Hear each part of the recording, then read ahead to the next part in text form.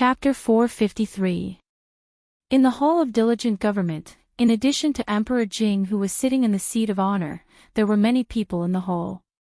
A man who looked to be in his 40s, dressed in a scarlet official uniform, frowned and asked, "Sir Yan, why is the military expenditure this year so much higher than in previous years? Did the Ministry of War really calculate it correctly? What does Lord Qin mean by this?" On the other side, a man with a square face and a dignified expression said faintly, "Every time the military expenditure is calculated, I will specially invite a few mathematicians from the Imperial College to help me calculate it." "Why, Lord Qin, are you suspecting that the Imperial College has calculated wrongly, or are you suspecting that the Ministry of War has reported the military expenditure falsely?" Although the person in front of him was the current Minister of Revenue, Qin Shao, the two of them had similar official positions, so the middle-aged man didn't have to give him any face. Qin Huan had just asked a question when he was interrupted by the Minister of War, Yan Bing. Naturally, he felt depressed. The Imperial College had the most talented mathematicians of the Jing Kingdom. The military expenditure was huge, and it was no small matter. It was impossible for them to make a mistake in their calculations. Qin Huan himself would not doubt it, and even if he did doubt it, he would not say it here. The Chancellor of the Directorate, the Minister of Education, and several scholars from the Hongwen School were all standing at the side. There were even a few Confucian scholars among them. These Confucian scholars didn't care if he was the Minister of Revenue or not. If he dared to doubt their professionalism here, they would definitely fight him to the death. As for suspecting the Ministry of War of falsely reporting military expenditures, there was no evidence. Even His Majesty couldn't say such a thing. Qin Huan wasn't that stupid. He explained, "You've misunderstood, Sir Yan. It's just that I'm sure Sir Yan is aware of the current state of the National Treasury. As the Minister of Revenue, it's my duty to investigate every sum of money. I hope Sir Yan won't take it to heart." Yan Bing glanced at him and said, "In the past few years, the dynasty was stable and there were no wars, so the military expenditure was naturally low. Although the results of this campaign are impressive, the expenditure is not small. Whether it is rations, military equipment, or the soldiers' salaries, they all require money. Lord Qin, don't think too simply." Qin Huan pondered for a moment before he nodded and finally stopped talking. Although the national treasury was tight, the money had to be squeezed out no matter what. It was just that the days ahead would be even more difficult. The matter of military expenditure is of great importance. We will discuss it later. My two beloved ministers, please wait for a moment. Emperor Jing walked down from above and spoke to the two of them. Then, he looked at the people waiting at the side and asked, "May I know why the great scholars entered the palace?" Among the people from the Directorate of Directorates and Hongwen Guan, 3 of them were old men with white hair and beards. Although their positions were not high, they had spent their entire lives teaching and had many achievements. Even Emperor Jing had to give them enough respect. An old man stepped forward and bowed to Emperor Jing, saying, "Your Majesty, I heard that the county magistrate of Chang'an, Li Yi, taught the princes and princesses arithmetic at the age of 20. Is this true?" "It's true." Emperor Jing's eyes flashed with a strange light and he nodded. "Please forgive me for speaking bluntly." The old man stroked his beard and said, "This is too ridiculous. That Li Yi is only indebted to His Majesty and was bestowed the title of County Magistrate of Chang'an. He is only 20 years old and yet he only has the title of elementary scholar. This shows how shallow his knowledge is. How can such a person become the teacher of the prince and princess? What virtue or ability did that Li Yi have? What does His Majesty think of the Directorate of Directorates and Hongwen Guan?" The old man's words were so direct that Emperor Jing could not answer for a while. Qin Huan, the Minister of Revenue, looked at the people from the Directorate of Directorates and Hongwen Guan with a strange look on his face. Those people had finally taken action against the county magistrate of Chang'an, Li Yi. The incident of the county magistrate of Chang and beating the king of Shu had passed. Because this matter involved many people, once it became a big deal, the reputation of the king of Shu would be ruined. Therefore, the officials of the king of Shu, including Prime Minister Qin, all chose to remain silent and did not make things difficult for the county magistrate of Chang and Li Yi. However, it was also impossible for this matter to be brushed aside so easily. If they were only slightly interested in the county magistrate of Chang, and a few days ago, after that day, Li Yi had officially become a thorn in their side. He had only done one thing and made countless people's long-term hard work go down the drain. If the county magistrate of Chang and was not eliminated, it would be difficult to vent their anger. The words of the great scholar from the Directorate of Directorates were the first step of their revolt. After all, these two places were the sphere of influence of the officials of Prime Minister Qin. Qin Huang glanced at Yan Bing, the Minister of War opposite him. Seeing his expressionless face, Qin Huang wondered why Yan Bing did not say a word at this moment, given his relationship with the Li family. Your Highness, His Majesty is discussing important matters with several officials. Your Highness can't go in. Suddenly, there was a noise at the door of the hall, temporarily breaking the atmosphere in the hall. Everyone looked in the direction of the door. Father. Li Han, the Prince of Jin, dodged two eunuchs and ran in, panting. When he just said this, he could not help but be stunned when he saw so many people in the hall. Except for his father, he did not know most of the people in the hall, but the two old men standing there were teachers who taught him Confucian classics and history. When Li Han saw them, he felt a headache and said in a low voice, "Father, please go ahead. Han, I will wait for you outside." Emperor Jing was usually busy with state affairs and had little time to teach his children. He remembered that the last time he saw Li Han, Prince of Jin, his face was rounder than it was now. He did not expect that he had lost so much weight in such a short time. He could not help but feel distressed and guilty. He touched his head and said, "It's okay. Han, we'll go over there and play alone for a while. When father is done with his business, I will accompany you." Li Han nodded and walked to the upper table alone. Emperor Jing looked a little absent-minded. In his memory, Prince of Jin had always been naughty and mischievous. He did not have the heart to study and liked to play. When he saw him again today, he had grown so much and become so well-behaved and sensible. As a father, he did not even know when his child had grown up. As an emperor, he was undoubtedly qualified, but as a father. Emperor Jing sighed in his heart, and his expression could not help but become gloomy. The appearance of Prince of Jin was only a small interlude. Seeing him walk to the back, a secretary of the Imperial College stood up and said, "Your Majesty, that Li Yi abandoned the calculation method and introduced that bow number. This is an act of forgetting his roots. How can such a person who forgets his ancestors become the teacher of the princes? The education of the princes is the most important thing. Your Majesty must not be careless. Could it be that the Imperial College's Doctor of Mathematics is inferior to a mere scholar? The County Magistrate of Chang and City, Li Yi, is immoral and incompetent. How can he teach our princes? Your Majesty, please reconsider and do not let the princes down. If this matter is spread, I am afraid that the people will laugh at us and think that there is no one in the Imperial College." The people of the Imperial College and the Hongwen School did not feel the change in Emperor Jing's mood. They all stepped forward and spoke sharply.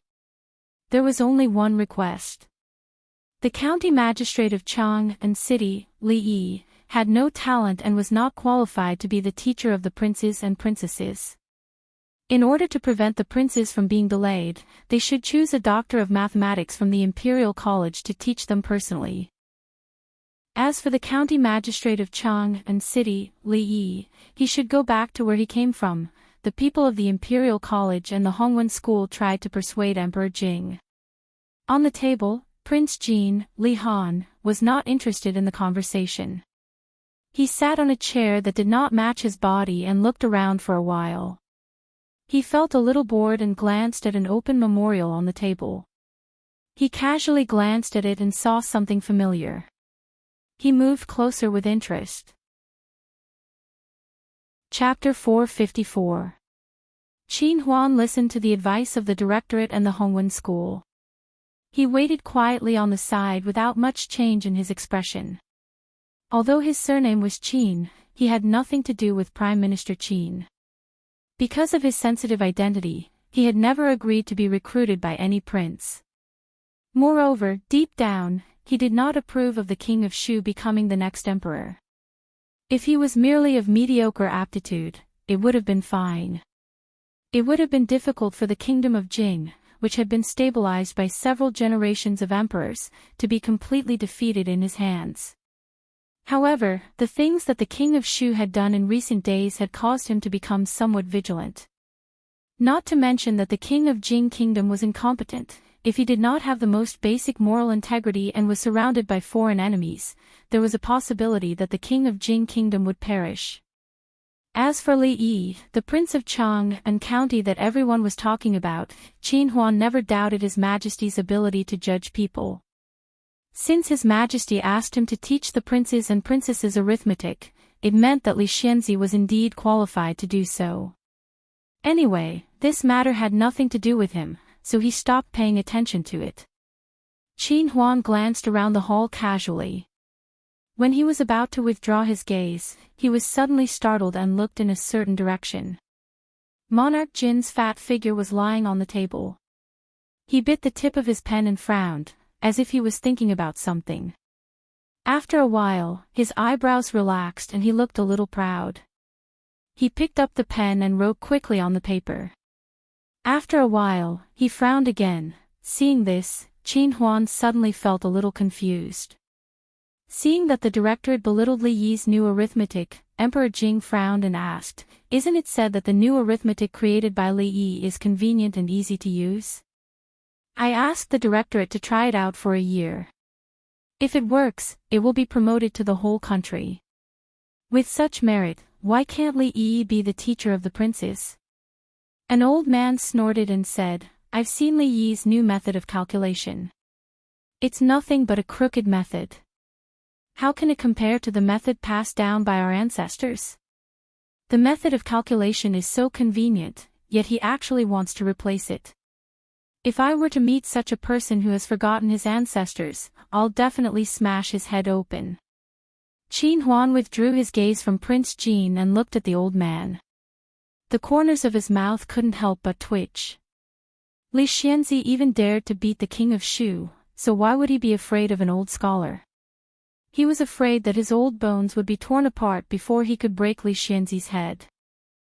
As soon as the old scholar finished speaking, the Chancellor of the Directorate of Imperial Academy stepped forward and said, "Your Majesty, although some people in the Directorate of Imperial Academy think that Li Yi's new mathematics is remarkable, they can't replace our plan. If we carry it out rashly, I'm afraid that it will only lead the students astray. If the foundation of the scholars in the Jing kingdom is damaged, even if I die 10,000 times, I won't be able to absolve myself of the blame." In front of Emperor Jing, the Chancellor of the Directorate had already spoken very tactfully. The general meaning was that Li Yi's new mathematics was nothing. The Directorate of Imperial Academy didn't care about it at all. "Your Majesty, you are a layman, so don't blindly compare. When it comes to this, the Directorate of Imperial Academy is the professional." After that, several people stepped forward to speak. The general meaning was similar to that of the Chancellor of the Directorate of Imperial Academy. They belittled Li Yi's new mathematics.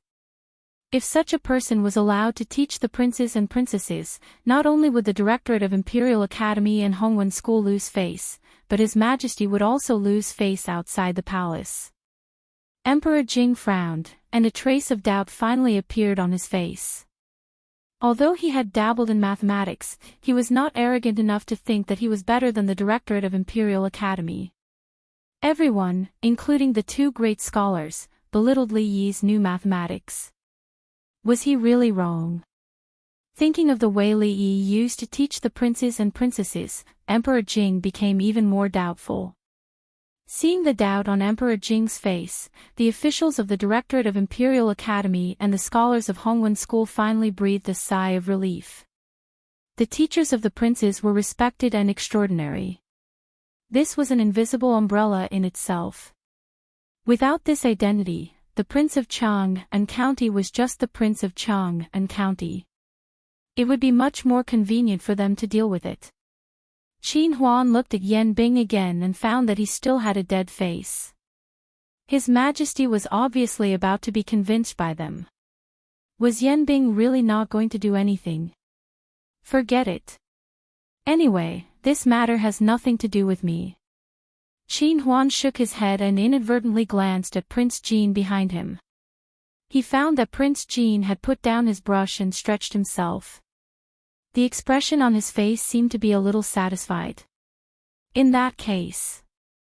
Thinking that Li Yi himself seemed not very satisfied with this task, Emperor Jing thought for a while and said, "Let's choose from the Directorate of Imperial Academy, Father."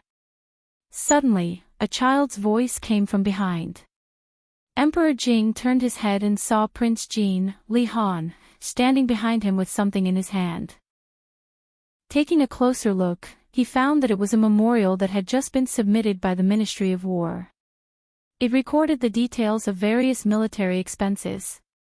It was also the thing that the two ministers had just argued about. He took the memorial from Li Han's hand and said, "You can't touch this. Han, wait a little longer. Father will play with you when it's over." "Father, they made a mistake in one of the questions." Prince Jin raised his head and looked at Emperor Jing. The 9-year-old fat boy was actually quite handsome. When he raised his head and spoke, he had a kind of cute feeling. At this time, his face was a little proud, like a child who had done a good deed and was waiting for an adult to praise him. This was the truth. Emperor Jing was stunned for a moment. Then he smiled and shook his head, saying, "Han, don't make trouble. Go over there to play." Even though Li Yi had once told him that Prince Jin was very talented in mathematics, Emperor Jing did not think that he would be better than the mathematics masters of the Directorate of Imperial Academy. If there was a problem with this memorial, who knew how many heads the Ministry of War would lose? How could Yan Bing take this matter lightly? "Father, they really made a mistake." His father did not believe him. Li Han felt a little wronged and said anxiously. Emperor Jing frowned and was about to reprimand him. However, when he saw Prince Jin's aggrieved face and his tears were about to come out, he remembered that he did not know how long it had been since he had a good talk with him.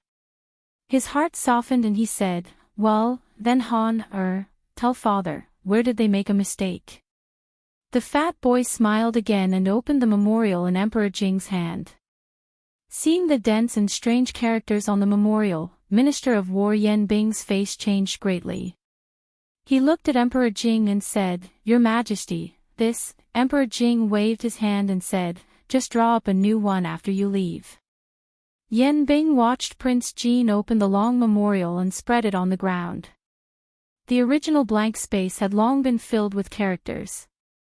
He could only nod with a bitter smile. "Here, it's here." The fat boy pointed to a place and said confidently, "Father, look. The transportation of grain and fodder between Liangzhou and Yuzhou should not be distributed like this. In this way, there will be too much consumption on the road." Prince Jin half knelt on the ground and pointed to a formula next to him. He said, "If there is a little more here and a little less here, it will be the best distribution. At least, the consumption will be reduced by more than 10%. It will also be a lot of money." The people of the Imperial College did not take this matter to heart. Yan Bing and Emperor Jing did not think that a 9-year-old child could point out the mistakes in the Imperial Court's military expenditure, so they did not pay much attention. Although Prince Jin's words were vague, Qin Huan, who had always been sensitive to money, quickly understood. The Ministry of Revenue had always aimed to do the most things with the least amount of money. No matter where the application was, they wanted to reduce the amount by 20%. The amount of military expenditure was huge, and the Ministry of Revenue allocated the majority of it every year. He had always been very cautious. However, because the Ministry of War had its own calculation method and he had the help of the Imperial College's mathematical masters, Qin Huan almost never doubted their correctness. What was the result? The problem could be solved with 100,000 taels, but the Ministry of War asked for 120,000 taels from the Ministry of Revenue. Of course, this money was not embezzled by the Ministry of War. It was wasted on the road, and this was only the first time. 20,000 taels for one time. How much would it be for 10 times? If the mathematical masters of the Imperial College were at this level, how much money would the National Treasury have wasted over the years? Qin Huan's heart was immediately filled with anger when he thought about the Emperor's reduction of taxes, the emptiness of the National Treasury, and how he worried about money every day. He had trouble eating and sleeping. The Ministry of War and the Imperial College were dragging the Ministry of Revenue down. Of course, he would not be so impulsive. Prince Jean was only a child who was less than 10 years old. What if he made a mistake? So, Qin Huan squatted down and began to check his calculation. Not long after, Qin Huan's breathing gradually became heavy. He looked up at the Minister of War, Yan Bing, and the people of the Imperial College. His eyes were bloodshot, like a fierce beast choosing its prey. Chapter 455. Okay, I got it. Han, go over there and play for a while. I'll be back soon. Emperor Jing helped Prince Jean up from the ground and patted the dirt off him. Although Prince Jean had become unusually well-behaved and sensible these days, he was still a child who was less than 10 years old. Emperor Jing still did not think that he could participate in these military and national affairs. Father, Li Han was not stupid. Seeing that his father did not care about the result that he had spent a lot of effort to calculate, he was immediately disappointed and anxious. How could he have made a mistake? There was a similar problem in the booklet. The 3 black-hearted shopkeepers had tortured him for several days. It was not easy for him to figure it out. How could he have made a mistake in such a simple problem? Your Highness, this is not a place for you to mess around. Leave quickly. How could they be disturbed by a naughty child when the monarch and his ministers were discussing matters? The great scholar who taught the prince's Confucian classics said with a frown. He then looked at Emperor Jing and said, Your Majesty, the art of arithmetic has been around for thousands of years. A young boy can propose the so-called new arithmetic, it is really, shut up. Before the old man finished speaking, there was a sudden shout in the hall. Everyone, including Emperor Jing, was startled. Qin Huan, the Minister of Revenue, had a bloodshot face. He stood up and looked at the old man and asked, His Majesty asked you to try and promote the new arithmetic in the Imperial College, but you rejected it? The old man was also frightened by Qin Huan's appearance. After he came to his senses, he looked at him angrily and said, Yes, you dare to call yourself new with a crooked method. The Ministry of Revenue was in charge of the country's finances. Its position was both important and awkward. For the sake of money, it often entangled with various ministries. The officials of the Ministry of Revenue hoped that the national treasury would be full and that money would never run out. At this time, Qin Huan did not care that this was the hall of diligent government. His Majesty was beside him. All he could think about was the money that had been lost. He felt that his heart was bleeding. He rushed up and grabbed the old man's collar. He said word by word, Say it again. At this moment, he didn't care about any great scholars at all. He wanted nothing more than to tear those fellows from the Directorate of Imperial Academies into pieces. Lord Qin, what are you doing? Are you crazy? Let go of old Wu. Come, Lord Qin is crazy. Qin Huan, the Minister of Revenue, who had suddenly gone mad, shocked everyone again. They were afraid that he would beat Elder Wu up like Li Xianzi. What was going on in the imperial palace? Could it be that something evil had happened? In just a few days, a county magistrate and a minister had gone crazy one after another. It seemed that they needed to invite a few Taoist masters to exorcise the evil. The people from the directorate hurried forward to pull the two apart, but Qin Huan refused to let go. His furious gaze sent chills down their spines. Emperor Jing recovered from the shock and quickly said, "Minister Qin, what happened? Let go of old Wu first and tell me slowly." Qin Huan's breathing was heavy. After taking a few deep breaths, he slowly loosened his grip. When he turned his head, his eyes were wet as he hissed, "Your Majesty, the Directorate of Directorates has harmed the country." The old man he had grabbed by the collar was tidying up his clothes, but when he heard these words, a look of rage appeared on his face as he loudly shouted, "Impudent! Official Qin, you are the Minister of Revenue, yet you dare to speak such words to insult my directorate.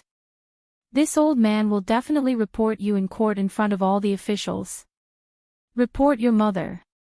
At this moment, Qin Huan finally understood Li Xianzi's feelings.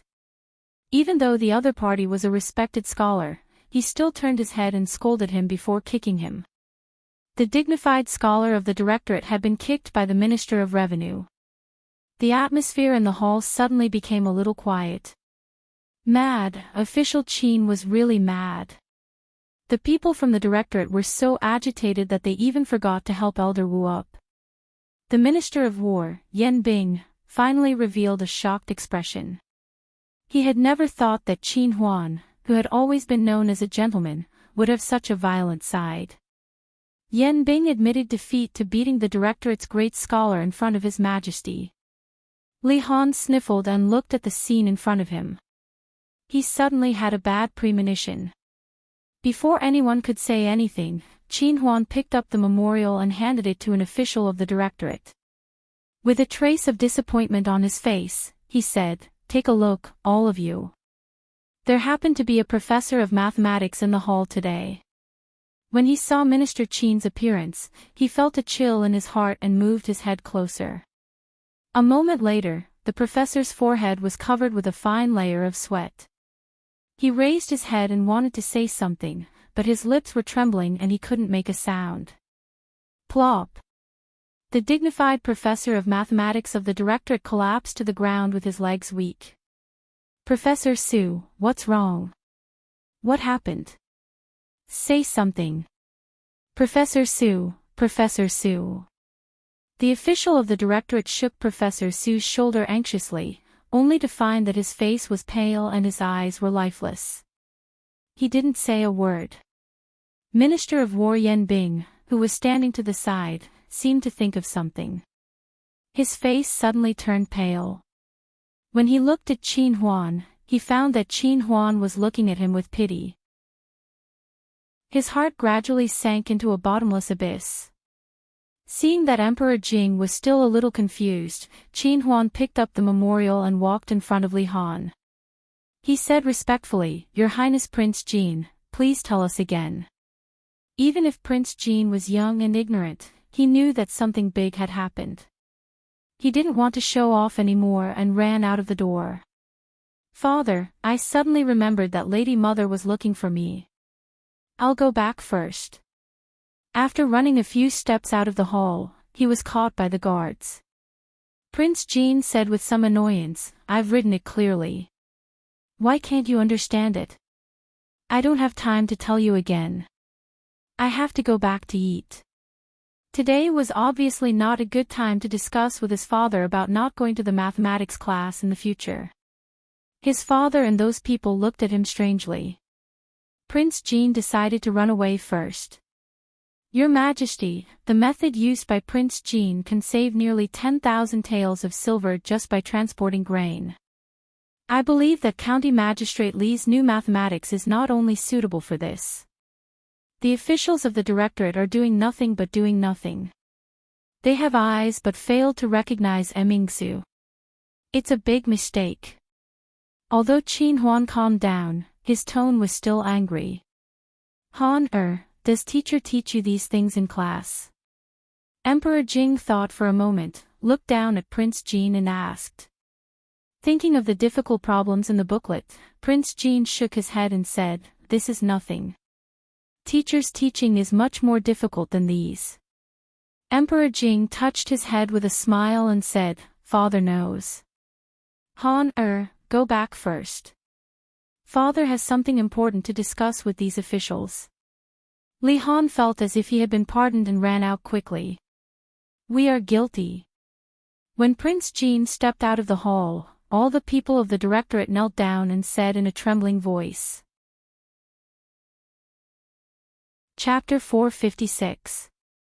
The people of the directorate, who were filled with righteous indignation and wanted to abolish the new mathematics, could only kneel in the hall and did not dare to raise their heads. The three elders, including the great scholar who was kicked to the ground by Qin Huan, the Minister of Revenue, did not kneel together, but their faces were red with shame. Their decades of reputation had been ruined. If there was a crack in the ground in front of them, they would have crawled into it. The words they used to belittle Li Yi just now could be used on them at this moment. Apart from being frightened, they also found it hard to believe.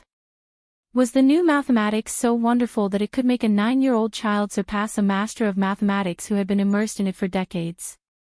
Tell me, what is your fault? After the shock, Emperor Jing's expression had calmed down. He glanced at the people kneeling on the ground and asked lightly. We should follow your Majesty's orders and should not doubt Li Xianzi's new mathematics.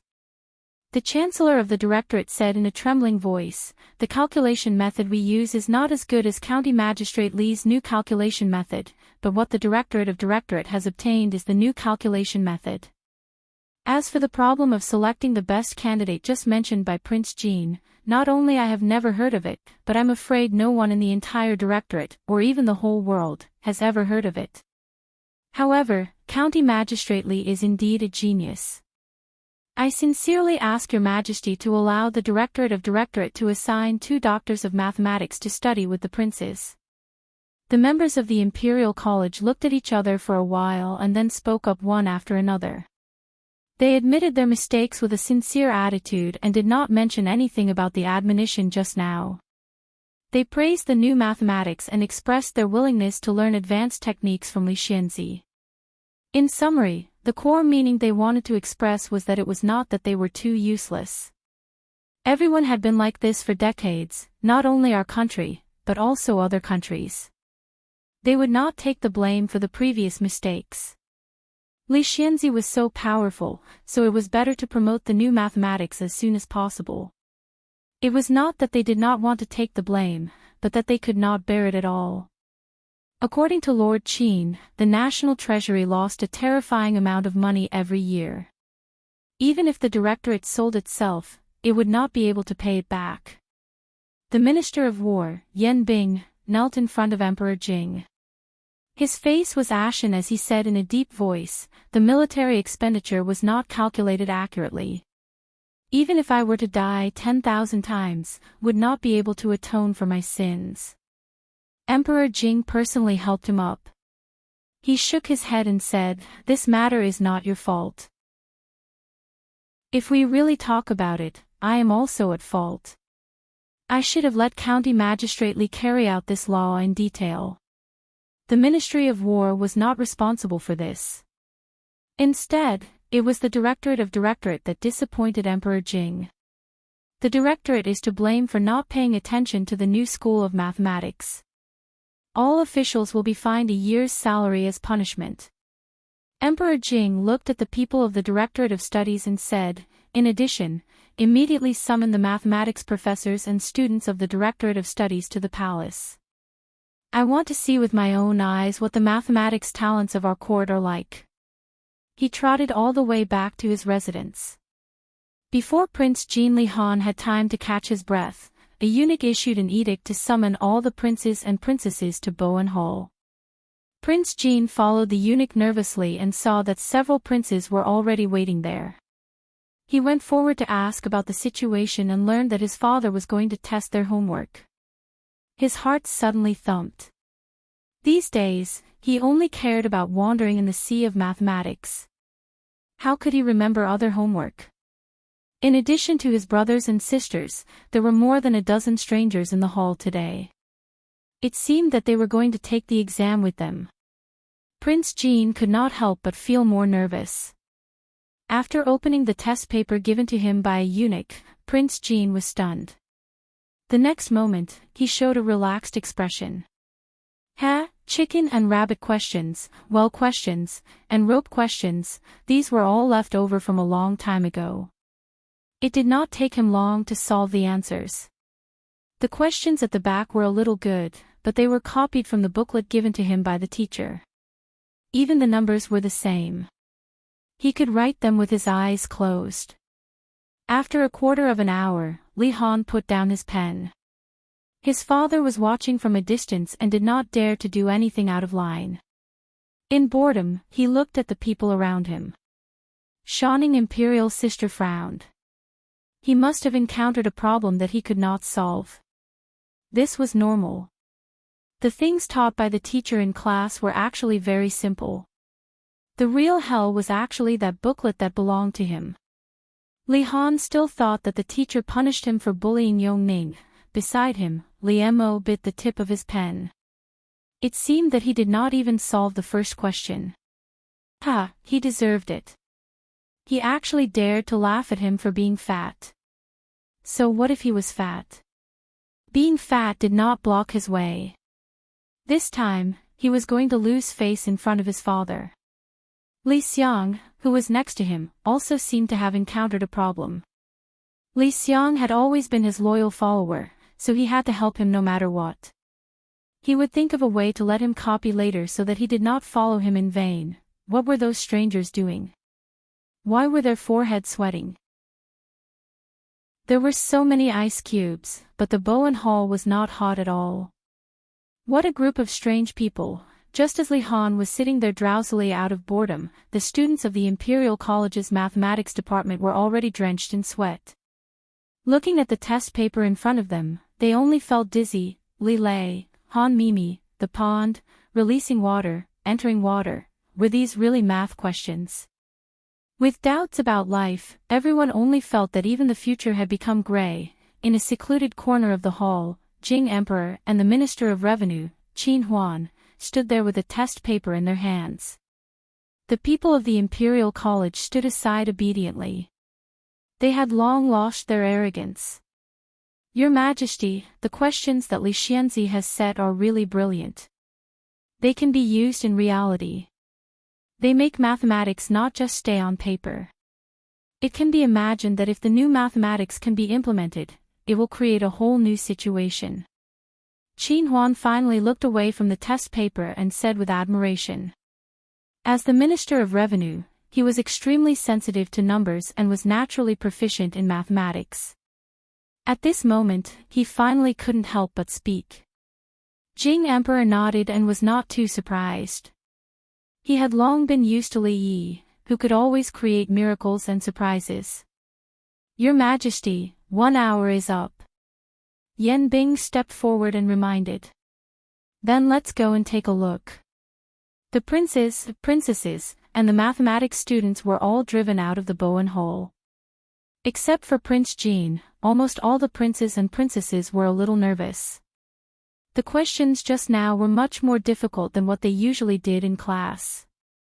Some of them were even unprecedented. They didn't even move a word. This time, they would definitely be reprimanded by their father. Li Mo, how did you answer? Li Xiang, how about you? Did you understand the hand gestures I showed you just now? Imperial Sister, you. Oh, nothing. The red hairpin you are wearing today is so beautiful. After asking everyone, Li Han finally couldn't suppress the pride on his face. Compared to I in mathematics, you are still far behind. Not far away, several young people from the mathematics department of the Imperial College gathered together. They all had bitter faces. Brother Qin, how was it? How many of the 10 questions did you solve? I'm ashamed, I only answered 3 lines. Not bad, not bad. I only wrote 2 lines. To tell you the truth, I only solved one. Everyone was still confused about His Majesty's inexplicable mathematics exam. Just now, when they saw the questions on the test paper, they felt like they were sitting on pins and needles. At this time, when they learned that everyone's situation was the same, they felt a little relieved. They had never heard of those questions before. Even if they couldn't answer them, it was understandable. Everyone's level was similar, so no one could laugh at each other. It was just strange why His Majesty let these princes and princesses take the exam with them. They were just some naughty children. Did they know what mathematics was? They probably couldn't even understand those questions, right? As the students were thinking about this, they suddenly saw several professors coming out of the hall. The leader of the group, Ce, had a gloomy expression, causing them to have a bad premonition. Chapter 457. The dignified mathematics students of the Imperial College are not even as good as the young princes. What a good Imperial College! The Minister of Revenue, Qin Huan, came out of the hall and said with a sullen face. The officials of the Imperial College lowered their heads and did not dare to say a word to refute. Today, the Imperial College lost face in front of His Majesty. It was the same exam, but the mathematics students' results were comparable to a group of 7- or 8-year-old princes. Moreover, they were left far behind by the slightly older Princess Shining and Prince Jean. If this matter was spread out, the Imperial College would not be able to raise their heads in front of people in the future. Teacher, a student summoned up the courage to ask a doctor of mathematics. The other party coldly said with a sullen face, "Why are you still standing here? Haven't you lost face enough? Go back." The mathematics students, who were confused after being scolded, saw the faces of several teachers. They immediately did not dare to say another word and left with their tails between their legs. An incredible thought emerged in the hearts of more than a dozen people at the same time. Could it be that the little princes and princesses really solved those abnormal problems that even they could not solve? They wanted to ask, but when they saw the cold faces, they did not dare to speak. When they thought of what Minister Qin had just said, they only felt that their faces were burning in the Bowen Hall. The princes and princesses lowered their heads and surrounded Emperor Jing. They knew that their father, the emperor, would not be satisfied with this exam, so they carefully did not dare to speak. As for Prince Jean, Li Han, he raised his head high and looked at the world with disdain. As the only person who answered all 10 questions correctly, he had such confidence. Princess Shining was the most lively. She did not seem to care at all. She put an ice grape into Emperor Jing's mouth and asked with a smile, "Father, this grape is very sweet, right?" Emperor Jing smiled, looked at the crowd and said, "Father is very satisfied with this exam. Don't stand here, go and play." The princes and princesses were relieved when they didn't hear the admonishment they had imagined. In an instant, they dispersed. Only Prince Jean, Li Han, stayed. He looked up at Emperor Jing as if he had something to say. "Han, is there anything else?" Emperor Jing looked at Li Han and asked with a smile. When Li Yi told him that Prince Jean was very talented in mathematics, he didn't care much. However, this time, he deeply realized that the former gluttonous and playful little fatty was actually taught to this degree by Li Yi. Imperial father, I think. Li Han was hesitating whether or not to tell his imperial father that he didn't want to attend math classes in the future. Emperor Jing once again smiled and said, "Your teacher once told imperial father that Han, is very talented in math. Han should be more diligent in the future. Perhaps imperial father will need Han's help in many areas." What? Monarch Jean was obviously shocked by the news, and he was stunned. Teacher had told father that he was very talented in mathematics. How was this possible? Teacher only knew how to torture him with those difficult questions. Why would he praise him in front of his father?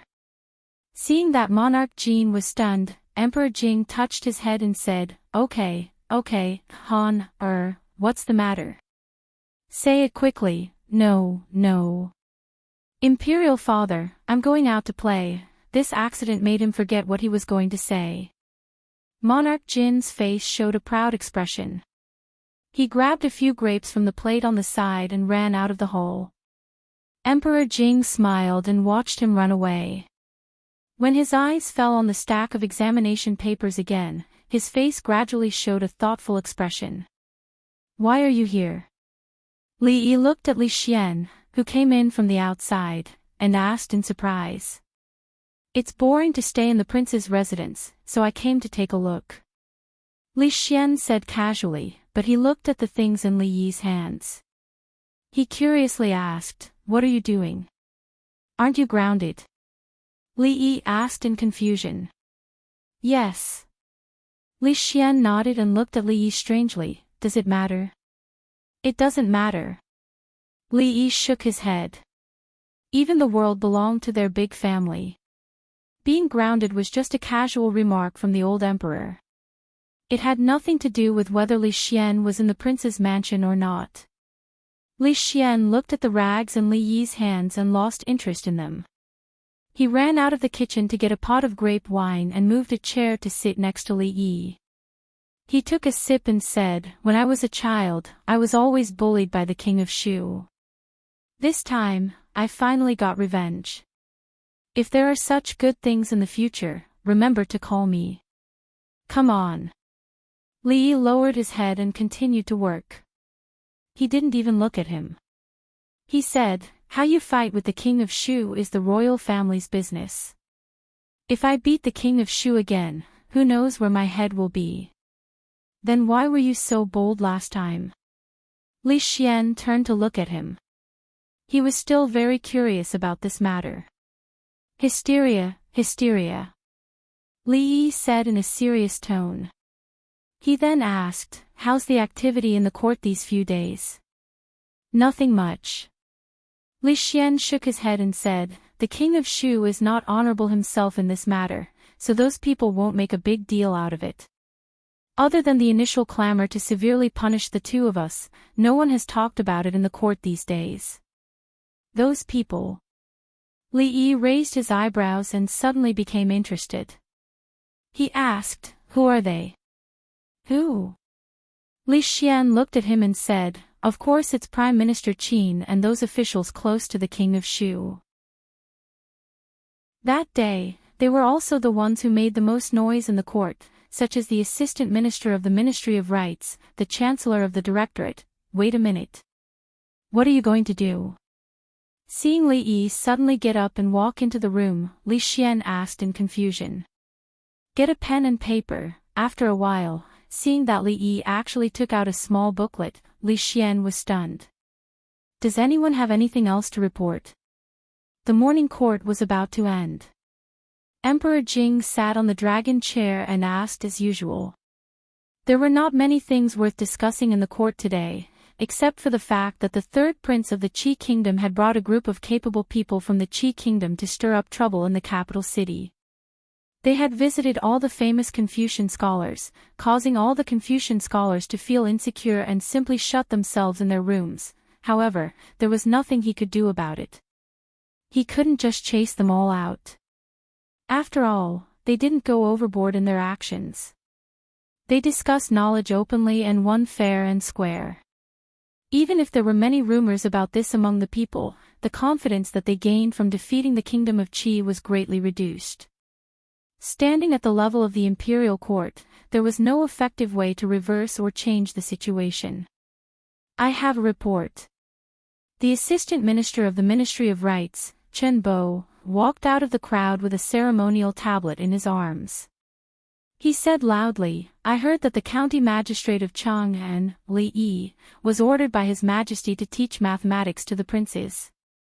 However, county magistrate Li is only a scholar. The new mathematics that he advocated is crooked and has been rejected by the Imperial College. How can a mere scholar teach the princes? It is not in accordance with etiquette, Assistant Minister Chen from the Ministry of Rights said a lot. The officials had different thoughts. Emperor Jing was expressionless. The Chancellor of the Imperial College's mouth twitched. He wished he could sew Assistant Minister Chen's mouth. The Imperial College had just lost face in front of His Majesty the previous day. Several mathematics professors spent the night studying the new mathematics. After all, this time it was pardonable, but if something were to happen again, it would not be just a punishment of a year's salary forfeiture. Assistant Minister Chen's words undoubtedly dragged the Imperial College out again and roasted them on the fire. Chapter 458. The Assistant Minister of the Ministry of Rights, Chen Bo, stood out to make things difficult for Li Xianzi, which was not unexpected. As an important figure in Duke Chen's mansion and a staunch supporter of the King of Shu, Chen Bo could not convict Li Xianzi of beating up a prince, but he had to find a way to do something about it. However, they did not expect that he would choose to break through like this, which was really unexpected. Even if Li Xianzi really had great talent, he was too young. He was neither the Grand Tutor nor the Grand Tutor. Of course, he was not a famous Confucian scholar. However, it was indeed difficult for him to be the teacher of the princes at such a young age. Because many times, being young was a mistake. Oh, this is the Imperial Court. Assistant Minister Chen, you have to have evidence to speak. How can Li Xianzi's new mathematics be crooked? Suddenly, a voice came out of the silence, which attracted the attention of the people. Minister Qin. Seeing that figure, the officials were immediately filled with doubts. The first person to stand up for Li Xianzi was not Li Mingzi, the Assistant Minister of the Ministry of Personnel, nor Yan Bing, the Minister of War, nor the old general who was very protective of him. It was Minister Qin of the Ministry of Revenue. Not only were the officials surprised, but Chen Bo also did not expect that the Minister of Revenue, who had never participated in the struggle in the Imperial Court, would suddenly intervene. Depressed, he said again, Minister Qin, whether my words have evidence or not, you only need to ask Minister Zheng of the Imperial College. Working in the Imperial Court, the most terrible thing was to be isolated and helpless. He had long expected that there would be opposition, and a few days ago, Chen Bo found himself a reliable ally. The Chancellor of the Imperial College was more qualified than him to speak on this matter in the entire Imperial Court. Hearing this, the officials could not help but secretly despise him. In the Imperial Court, everyone knew that the Chancellor of the Imperial College was a disciple of Prime Minister Qin and also a staunch supporter of the King of Shu. How could he stand up for Li Xianzi at this time? In that case, Minister Zheng, how crooked is Li Xianzi's new mathematics? At this time, Emperor Jing's voice came out. The Chancellor of the Directorate felt extremely bitter in his heart. If it were not for yesterday's incident, he would definitely stand on the side of Assistant Minister Chen Bo of the Ministry of Rights. But the problem was that the Directorate of the Directorate had a guilty conscience. The Emperor had already given them a chance yesterday. If they did not grasp it well, not only would he lose his position as Chancellor, but the entire Directorate of the Directorate would also be finished. Chen Bo, the Assistant Minister of Ministry of Rights, was originally smiling confidently. But as the Chancellor of the Imperial College spoke, his smile froze and his face gradually turned pale. He turned his head and looked at Chancellor Zheng, who was still speaking highly of Li Xianzi. His mind went blank. He did not understand. They had agreed that after he brought up this topic, Chancellor Zheng would stand up and denounce the new mathematics. At that time, there would be countless colleagues who would speak up and push this matter to the end. This was the first step to deal with Li Yi. Only after this step was taken could the subsequent plan be carried out. But what was Chancellor Zheng putting on this show again? After Chancellor Zheng spoke, the officials were also stunned. Did Chancellor Zheng take the wrong medicine today? Why did he speak up for the county magistrate of Chang'an? Or did he have a grudge against Chen Bo? But weren't he and Assistant Minister Chen close to the King of Shu? Why would he embarrass Assistant Minister Qin in front of His Majesty and the officials? Among the officials, Qin Qing and Qin Chong frowned. This was because Qin Bo had not only lost his face, but also the face of the Qin family. What was wrong with Chancellor Zheng? Why did he suddenly change sides? In front of the officials, Prime Minister Qin was expressionless. It was impossible to tell whether he was happy or angry. However, many officials looked at the Chancellor of the Imperial College with slightly angry expressions. His performance today had completely exceeded their expectations. Minister Qin, do you have anything else to say? After the Chancellor of the Imperial College finished speaking, Emperor Jing looked at Qin Bo and asked again. I have nothing to say. Qin Bo's face turned green and white. He gritted his teeth and spoke. Not long after, the officials walked out of the hall one after another. Chancellor Zheng stood in front and wanted to explain to Assistant Minister Qin. Unexpectedly, when Assistant Minister Qin walked past him, he only snorted coldly and strode away. He stood in the same place and his expression changed for a while. Finally, he flicked his sleeves and left. 10 more days. Li Yi counted the days with his fingers. He turned his head to look at Li Xian and said, "Why don't you go into the palace and tell His Majesty that Yongning's condition has just improved? The environment in the palace is harmful to her condition. Can she be taken out for treatment?"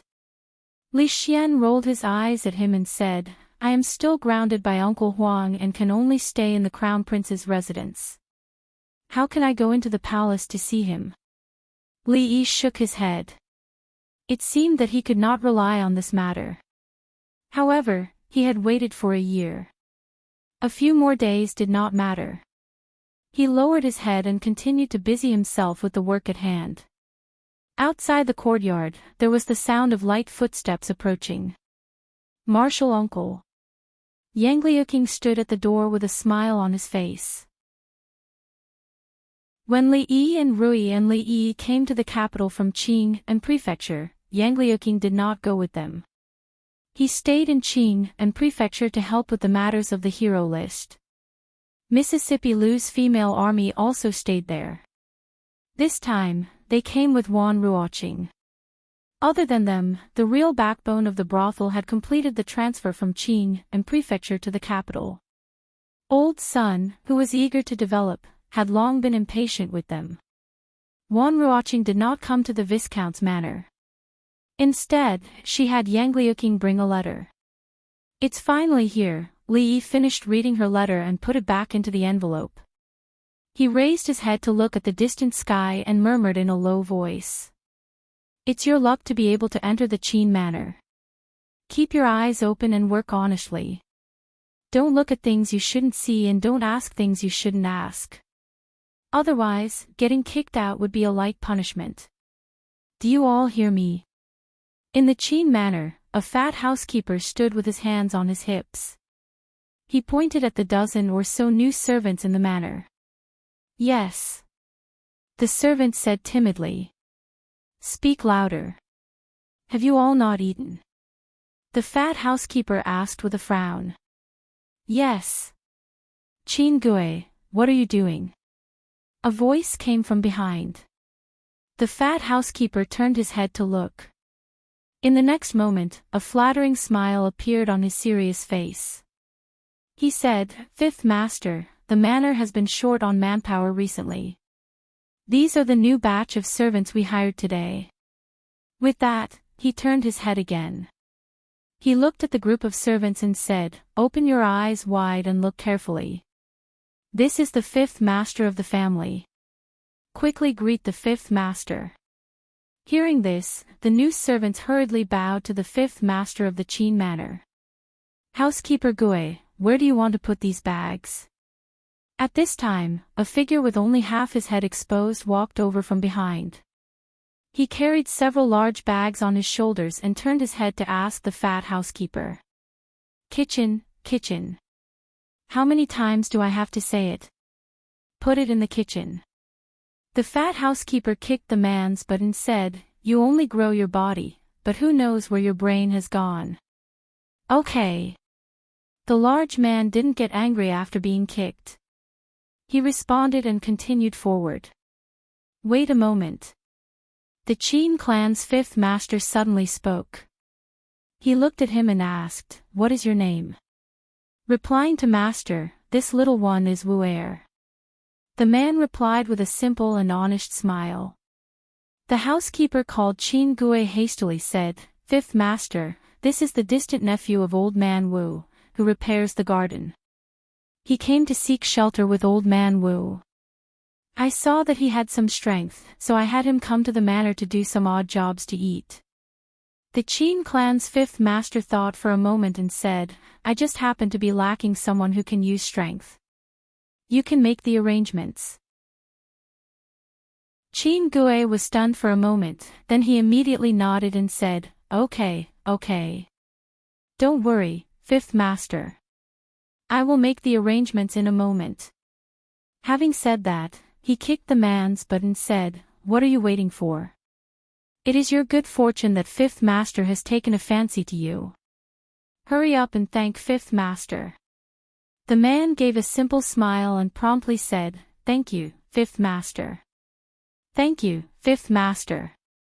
The Qin clan's fifth master waved his hand and turned to leave. The fat housekeeper looked at the man and smacked his lips. He said, "Following fifth master is much better than doing odd jobs. Boy, you are really lucky." The other servants all looked at the large man with envious expressions. He had just entered the Qin manor and was already valued by an old master. His starting point was much higher than theirs. The man didn't seem to care about this. He carried the bags on his back and left with a simple smile. After walking 2 steps, he turned back and scratched his head with one hand. He asked, "Housekeeper Gui, I forgot to ask. Where are these bags?" Chapter 459. Young master, there are several people outside, saying that they are from the Imperial College. They want to see you. They have been waiting there for almost an hour. Fong leaned against the gate of the courtyard and looked inside. Imperial College. Li Yi did not raise his head. Wasn't the Imperial College a firm supporter of the King of Shu? Why did they come to see him? Did they bring any gifts? I don't think so. Fong thought for a moment, then shook his head and said. Then tell them that I'm not here. Let them go. Li Yi waved his hand impatiently. It was their first time to visit, and they did not even know the most basic etiquette. How could they be called Imperial College doctors? Where were all the books of sages and sages? Didn't the sages teach them to bring gifts when visiting others? Fong took the order and walked out of the gate. He said to the people beside the carriage, "My young master is not here. You can leave." He's not here. The professors from the Imperial College looked at each other in dismay. Li Xianzi was grounded at home by His Majesty and could not go anywhere. Even if he wanted to brush them off, he should at least find a decent reason. People under the eaves had to lower their heads. No matter how angry they were, they still had to maintain etiquette. They cupped their hands and said, "Please help us to inform him that the Imperial College Doctors of Arithmetic are here to learn new arithmetic from Li Xianzi by His Majesty's order." Do you guys not understand what I'm saying? Fong said impatiently, "My young master said that he is not here. You'd better go back to where you came from." After saying that, Fong turned around and walked inside. He did not forget to remind the 2 guards at the gate, "In the future, keep your eyes open. Don't just come in and inform anyone, especially those who don't bring gifts." Yes, Supervisor Fong. Fong was now the supervisor of the guards of the Viscount Mansion. Naturally, the 2 guards did not dare to have any objection. Supervisor Fong even dared to reprimand the Imperial College doctors. If they annoyed him, they would definitely suffer. Arrogant. He's too arrogant. A middle-aged man dressed in green had an ashen expression on his face. The directorate of the directorate and the doctor had personally come to visit a county magistrate, but they didn't even enter the main gate. What kind of contempt and humiliation was this? Forget it, forget it. Let's go back first. The leader, CE, waved his hand and said helplessly. Given County Magistrate Lee's temperament, today's cold reception was within his expectation.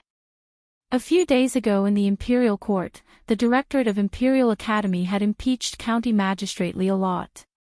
Of course, it was impossible for County Magistrate Lee to welcome him with a smile. However, he did not expect that the other party would be so resolute. The few of them did not even cross the threshold of the Viscount mansion. In any case, they had to meet Li Xianzi. They couldn't guarantee that their brains wouldn't be intact if they made a mistake in the calculation next time. For the sake of his own head and for the future of the directorate, he had no choice but to swallow his anger. He could only prepare a generous gift the next day before paying a visit. Holding a big doll in her arms, Xiaohuan stood behind Li Yi and watched him busy. On such a hot day, she was unwilling to put down the doll sewn for her by the son-in-law.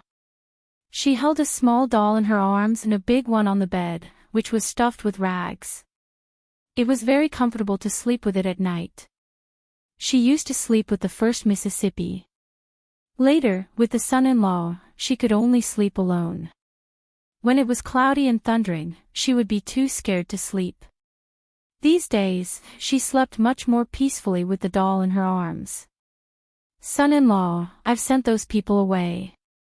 Fong came in from outside again and said, I think they will come again. What if they bring gifts next time? Then leave the gifts and send them away. Li Yi was thinking about whether the bow on the sheep's horns was on the left or the right, so he said casually. Oh. Lao Fong nodded and said, if there's nothing else, I'll go to old son's place to help him. If you need anything, send someone to call me at the brothel in the city. Li Yi waved his hand and said, go. There's nothing here. Remember to take a bath when you come back. There's no smell of perfume in the brothel. After a while, Fong went out of the mansion with a smile on his face. He had to go to the brothel. Otherwise, it would be hard to explain to his wife at home. If there was a chance, he would help the second miss and find a few top martial arts masters to fight. At that time, he would have something to boast about to Xiaohong. Is it left or right? If it's only one side, it's not symmetrical. Will it look a little uncomfortable? Looking at the son-in-law who began to talk to himself again, the little maid was a little worried. The son-in-law seemed to be a little strange these days. Did they really say so? In the Hall of Diligent Government, Emperor Jing frowned and asked. I haven't had time to submit the memorial of the envoy of the Qi Kingdom to your Majesty. An old man dressed in green said, these days, they have even spread this matter wantonly in the marketplace. Whether your Majesty agrees or not, they won't suffer any losses. If your Majesty agrees, then we will inevitably have to compete with them again. If your Majesty disagrees, I'm afraid that it will greatly damage the prestige of our empire. This is also what they want to see. Even if I agree, what are our chances of winning? Emperor Jing pondered for a moment and said. The old man smiled bitterly and said, I'm afraid the chances of winning are not big. Prime Minister Qin lost in scripture, Wang Zhong lost in poetry, and Baiyu played chess with an old man and lost all 3 games. Even if we compete again, we will lose more than we win, let alone the others. There are only a few people in the Qi Kingdom. Is there really no one in the Jing Kingdom who can be used? Emperor Jing asked with a sullen face. The old man shook his head and said, Your Majesty, you are wrong. Everyone knows that Prime Minister Qin lost in scripture, Poetry Ghost lost in poetry, and Baiyu lost in chess. But they don't know that the nameless old man who competed with Prime Minister Qin is the famous great literary master of the Qi Kingdom 30 years ago. He disappeared and devoted himself to literature for 30 years. How can Prime Minister Qin easily defeat him? In addition, the young man who competed with Wang Zhong in poetry is known as the greatest poet in the past millennium in the Qi Kingdom. He is called the Poetry Saint at a young age. He is more than 10 years younger than Wang Zhong and is at the age when his mind is agile. It is not surprising that he won against Poetry Ghost. Bai Yu's loss was not unjust either. Even his father could not defeat that person back then. The chess soul of the great Qi dynasty had never lost a single time since he was young. How could he live up to his reputation? The old man sighed and said, "This time, they came with the envoy of the Qi kingdom. It is obvious that they want to embarrass the Jing kingdom in front of the people of the world. They want to win back the face of the defeat on the battlefield." The great literary master of the generation calls himself a nameless old man. The young poetry saint says, "I am not talented." The famous chess soul of the various countries only says, "I have played chess for a few years and know a little." What can we do? Being inferior was being inferior. Whether the opponent was the great literary master or the poetry saint, they had suppressed the people of the Jing kingdom. It did not matter who they were. The only thing that mattered was that the people of the Qi kingdom had come to bully them. Should they accept the challenge or not? I don't believe that there is not a single capable person in the vast capital city. After an unknown period of time, Emperor Jing snorted coldly. He waved his sleeve and said, "Go and ask them how they want to compete." Chapter 460. One day, after the morning assembly, a piece of news spread like wildfire in the marketplace. The emperor had agreed to the Qi kingdom's request for a duel. The duel would be held in the palace the next day. Streets and alleys, brothels. Countless people in the capital city were discussing this matter. Damn the people of the Qi kingdom. How dare they come to our capital city and behave atrociously? We should have taught them a lesson long ago. They want to challenge the entire capital city with just a few people. How arrogant! Tomorrow will be the day to avenge themselves. These days, from the officials and nobles to the commoners, everyone in the capital city had been holding their breaths. Prime Minister Qin had lost, Shirgui had lost, and the chess saint had lost. They had lost to a few nobodies from the Qi kingdom. As citizens of the Jing kingdom, they felt humiliated. Not only were they humiliated, but they also felt aggrieved. They felt aggrieved because they did not use any underhanded tricks at all. Instead, they fought fair and square. With just a few people, they had forced the Confucians to close their doors and hide in their homes, not daring to meet anyone. Even the peddlers selling steamed buns on the street felt ashamed. Now, they could finally regain their dignity and regain their confidence. Everyone was looking forward to defeating those arrogant people in a fair and square manner tomorrow. The people of Qi are arrogant. With just a few people, they want to challenge the entire Jing kingdom. Tomorrow will be the first round of the duel. Is there anyone willing to accept the challenge on behalf of the Jing kingdom? Emperor Jing sat steadily on his throne in the Golden Hall, his gaze sweeping across the officials as he spoke in a clear voice. The generals looked around, their expressions relaxed, as if they did not care at all. The duel tomorrow was a battle of words and had nothing to do with them. It was a matter for the rotten Confucians. They just had to wait and watch the show. Their true battlefield was during martial arts battles. The civil officials lowered their heads, afraid that they would be singled out. They did not dare to meet the emperor's eyes. The Qi kingdom's envoy was despicable and cunning. The old man who had said that he had played chess for a few years and only knew a little was a national player. Even the chess saint, Bai Yu, had lost. Who in the imperial court would dare to say that they could win? Bai Yu was in the prime of his life and was at the peak of his chess skills. He was publicly acknowledged as the #1 player in the Jing kingdom, yet even he was no match for that person. Who else would dare to step forward at this moment? If they were to lose, they would become a sinner of the Jing kingdom and their reputation would be ruined. No one was willing to take this risk. For a moment, the court, which was supposed to be extremely noisy, fell into a rare silence. Is there really no one in our dynasty who dares to fight? Emperor Jing looked disappointed. In fact, when the envoy of the Qi kingdom made this request, he only had one choice.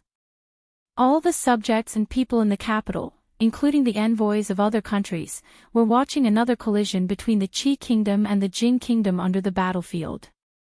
The significance of this competition was related to the backbone of the country and the integrity of the people. It was no less important than a war.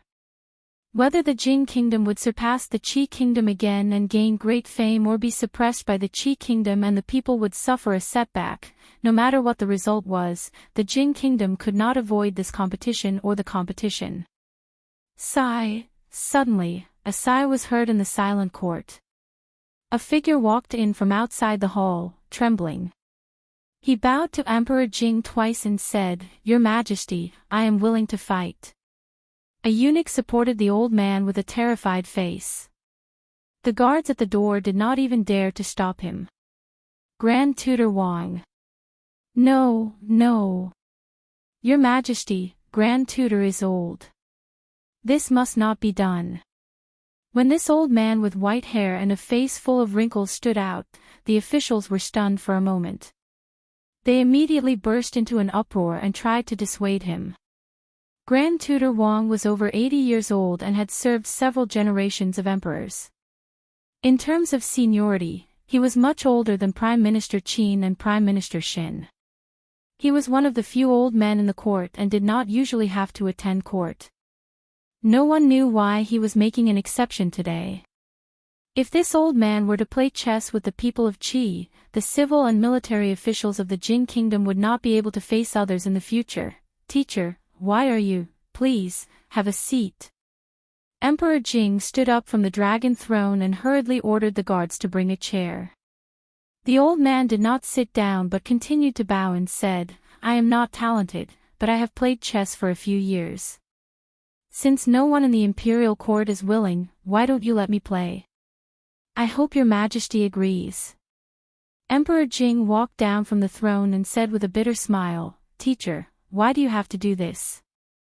The old man sighed and said, "We cannot let outsiders think that there is no one in the Jing kingdom." When the old man's aged voice sounded, the officials looked ashamed. At this moment, a figure walked out from the crowd and bowed and said, "Your Majesty, I am willing to fight." Deputy Prime Minister Ma. Why would Deputy Prime Minister Ma? That's right, only Ma Zhongqing can do it. Ma Zhongqing and Chess Saint Baiyu are best friends, and the two of them often play chess together. Baiyu once said that if the two of them were to play seriously, the outcome would be uncertain. The person who stood out at the right time was the Deputy Prime Minister of the Imperial Censor. The officials in the court had heard of his chess skills and couldn't help but feel hopeful. In that case, let me fight for the poetry contest. A scholar from the Directorate of Literature stood out. I also want to debate with the Master of Literature. I hope your Majesty will allow me to do so. The speaker was a scholar from the Hongwen School. After these three people stood out, the officials didn't fight for them. After all, Deputy Prime Minister Ma Zhongqing was good at chess, Wei Sai was good at poetry, and Scholar Zhou had studied at the Hongwen School all his life. Among the officials, no one was more suitable than them for the last two contests. Among the crowd, Governor Dong Wenyun frowned. Wei Sai was indeed good at poetry. When he was young, he was known as the #1 scholar in the capital because of his poems. However, he was not as famous as the poet. Even the poet was not as famous as the poet. How could Wei Sai win against the outstanding talent of the Qi kingdom? When it came to poetry, the first person that came to his mind was, of course, that person. He was known as the #1 scholar of the Jing kingdom. All of his poems were widely spread. If he could handle the poetry contest, it would be more stable. However, Dong Wenyun wanted to mention that name, but Wei Sai had already stood out. It was not appropriate for him to say it again. Moreover, that name was a sensitive topic in the court. He could only shake his head helplessly and suppress his thoughts. In that case, the literary contest will be fought by Minister Ma, Minister Wei, and Minister Zhou. Emperor Jing's expression softened as he announced in front of the crowd. When the court was dismissed, the officials walked out one after another. However, their footsteps were not relaxed. Although the emperor had already decided on the candidates, they still didn't have much of a chance of winning. The master of literature, the best poet in 1,000 years, the chess soul of the Daki kingdom. Any of these titles was enough to crush people to death. Who would dare to say that they would win? The shameless envoys of the Qi kingdom had almost brought their trump cards. The hope of the literary contest was slim. It seemed that they could only pin their hopes on the martial contest. This is a once-in-a-lifetime opportunity.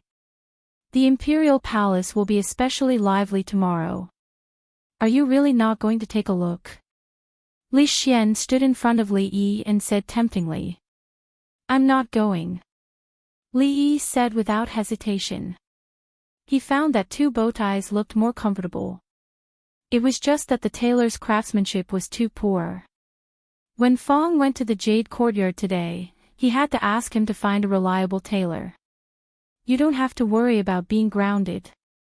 Uncle Huang has no time to care about us. I guarantee that the censors won't care either.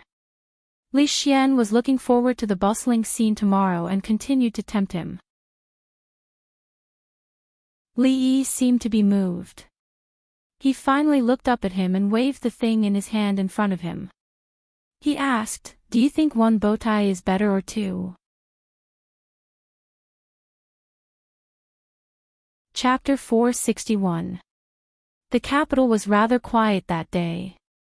Even the hawkers on the streets were much quieter than usual. Every now and then, people would look up in the direction of the palace, thinking about the match that was going on there. The match against the people of the Qi kingdom was a battle of honor. As citizens of the Jing kingdom, driven by their national pride and national honor, everyone was very concerned about this matter. Some underground gambling dens even opened bets for this match. In the bustling gambling dens, countless people raised their heads in anticipation, waiting for the news to spread from the palace. In the Viscount's residence, Li Yi woke up early.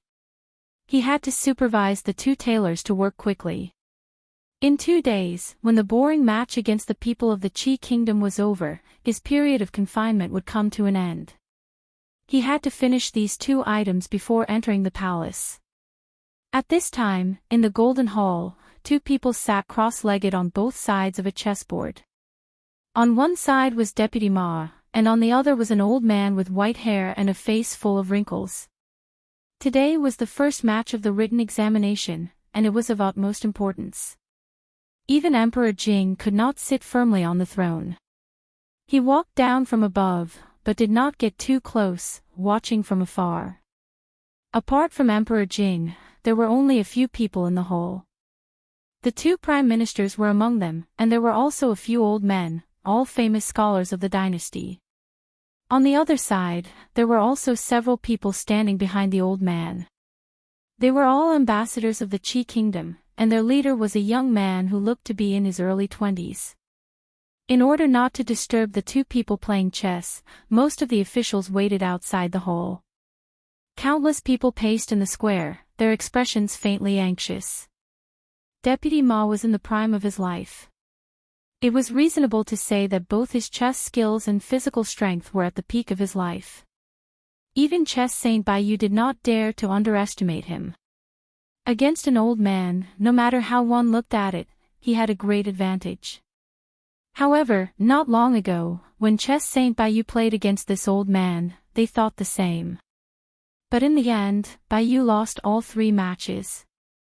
Today, would Deputy Ma be able to turn the tide and win the first city for the country? This was the worry of the officials and Emperor Jing, not something that Emperor Jin should be worried about. These are the pastries that Lady Mother asked the catering company to make. They're delicious. Do you want to try them? Prince Jin, Li Han, was holding an exquisite food box in his hand.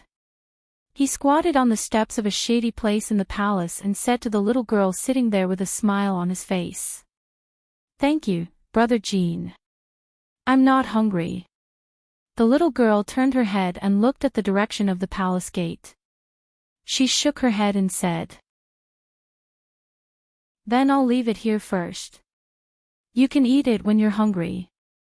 Monarch Jean put the lunchbox aside and said cautiously, "Sister Yongning, I used to bully you all the time. It's all my fault. Now I know I was wrong. If anyone dares to bully you in the future, tell me and I'll beat him up for you."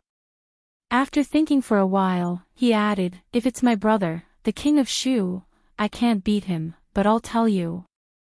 However, Princess Yongning didn't seem to hear him. She murmured, "When will my brother come?"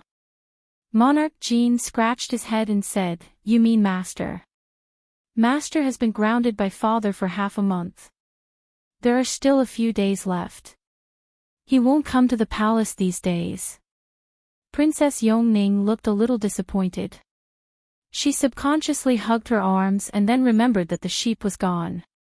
Monarch Jean glanced in a certain direction and scratched his head. He said, "There seems to be something interesting in the legislative hall today. Sister Shaning and the others have already gone there. Do you want to go with me?" Seeing Yongning shake her head, Monarch Jean stood up and said, "Then I'll leave first." Outside the legislative hall, the officials were still pacing in the square. Several small figures squeezed at the door and poked their heads out to look inside. Before long, another curious head appeared. Inside the hall, as the chess game progressed, Emperor Jing and the others frowned. The wrinkled face of the old man from the state of Qi was expressionless. He was very calm when he picked up a chess piece and placed it down. On the other hand, Deputy Commander Ma's complexion was pale. Beads of sweat had appeared on his forehead. He had been holding a chess piece in his hand for a long time, but he didn't place it down. A hint of defeat flashed across Prime Minister Qin's face. He was about to lose this game. Ma Zhongqing, who could stand shoulder to shoulder with the chess saint, had only lasted for 2 hours against the old man. In the end, he still couldn't avoid losing. Sometimes, a match between experts would last for several hours. For Ma Zhongqing to lose in 2 hours was enough to show the difference in chess skills between the two. If he were to lose again tomorrow, there would be no need for the written examination. "I've lost." The chess piece in Ma Zhongqing's hand didn't land in the end. His face was dejected and he seemed to have aged a little in an instant. He stood up and said in a hoarse voice. Even though he had won, the old man opposite him didn't say a word. He stood up and silently stood opposite the young man. The officials outside the hall filed in. Just by looking at Ma Zhongqing's expression, they already had a conclusion. He had lost. As expected, he had lost. It had only been 2 hours, and the old man had become so powerful. The officials' hearts were heavy. They stood around and didn't say a word. "I was lucky to win the first game. Thank you for letting me win."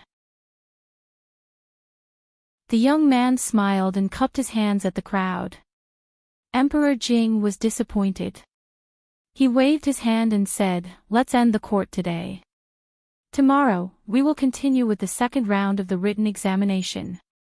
Your Majesty, please wait." At this moment, the young man suddenly spoke. "What else do you want?" Emperor Jing looked back at the young man and asked with a frown. The young man smiled and said, "This time, I propose to compete with your kingdom only for the sake of learning from each other. I have no other intentions. I really don't want to cause trouble for your kingdom." The officials frowned when they heard this. He didn't want to cause trouble for his kingdom.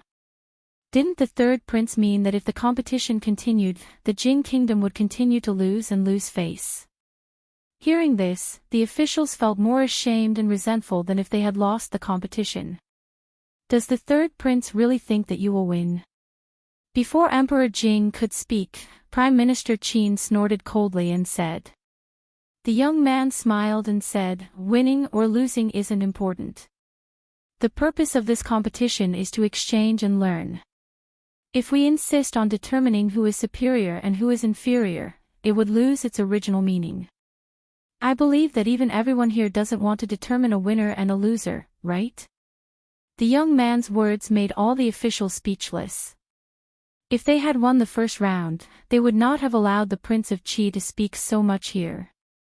The problem was that they had already lost the first round.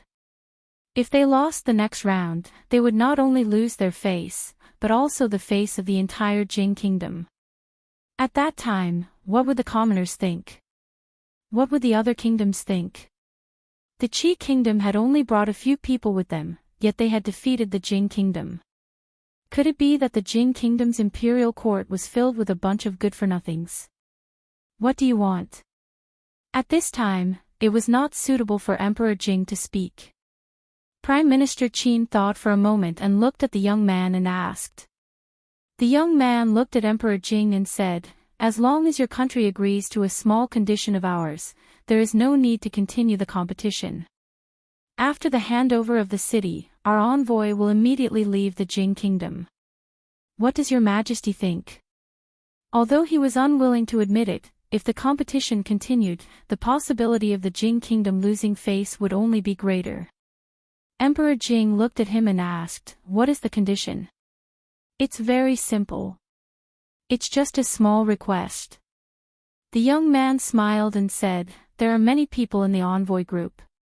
After staying in the capital for a long time, our travel expenses have been exhausted. We only hope that your Majesty can give us some food, enough for the envoy group to return to the country." "Only food." As soon as the young man's voice fell, not only was the expression on Emperor Jing's face startled, but the officials also showed an expression of disbelief. When it came to the face of the country, they thought that the third prince of the Qi kingdom would make some unreasonable request. As long as it was a little too much, even if His Majesty agreed, they would still strongly oppose it. But who would have thought that after spending so much effort, it was actually just a little food? For a moment, the expressions of the officials as they looked at the third prince of the Qi kingdom immediately changed subtly. It was said that the third prince of the Qi kingdom was the most capable of all the princes of the Qi kingdom and could be said to be extremely talented. Could it be that the rumors were false?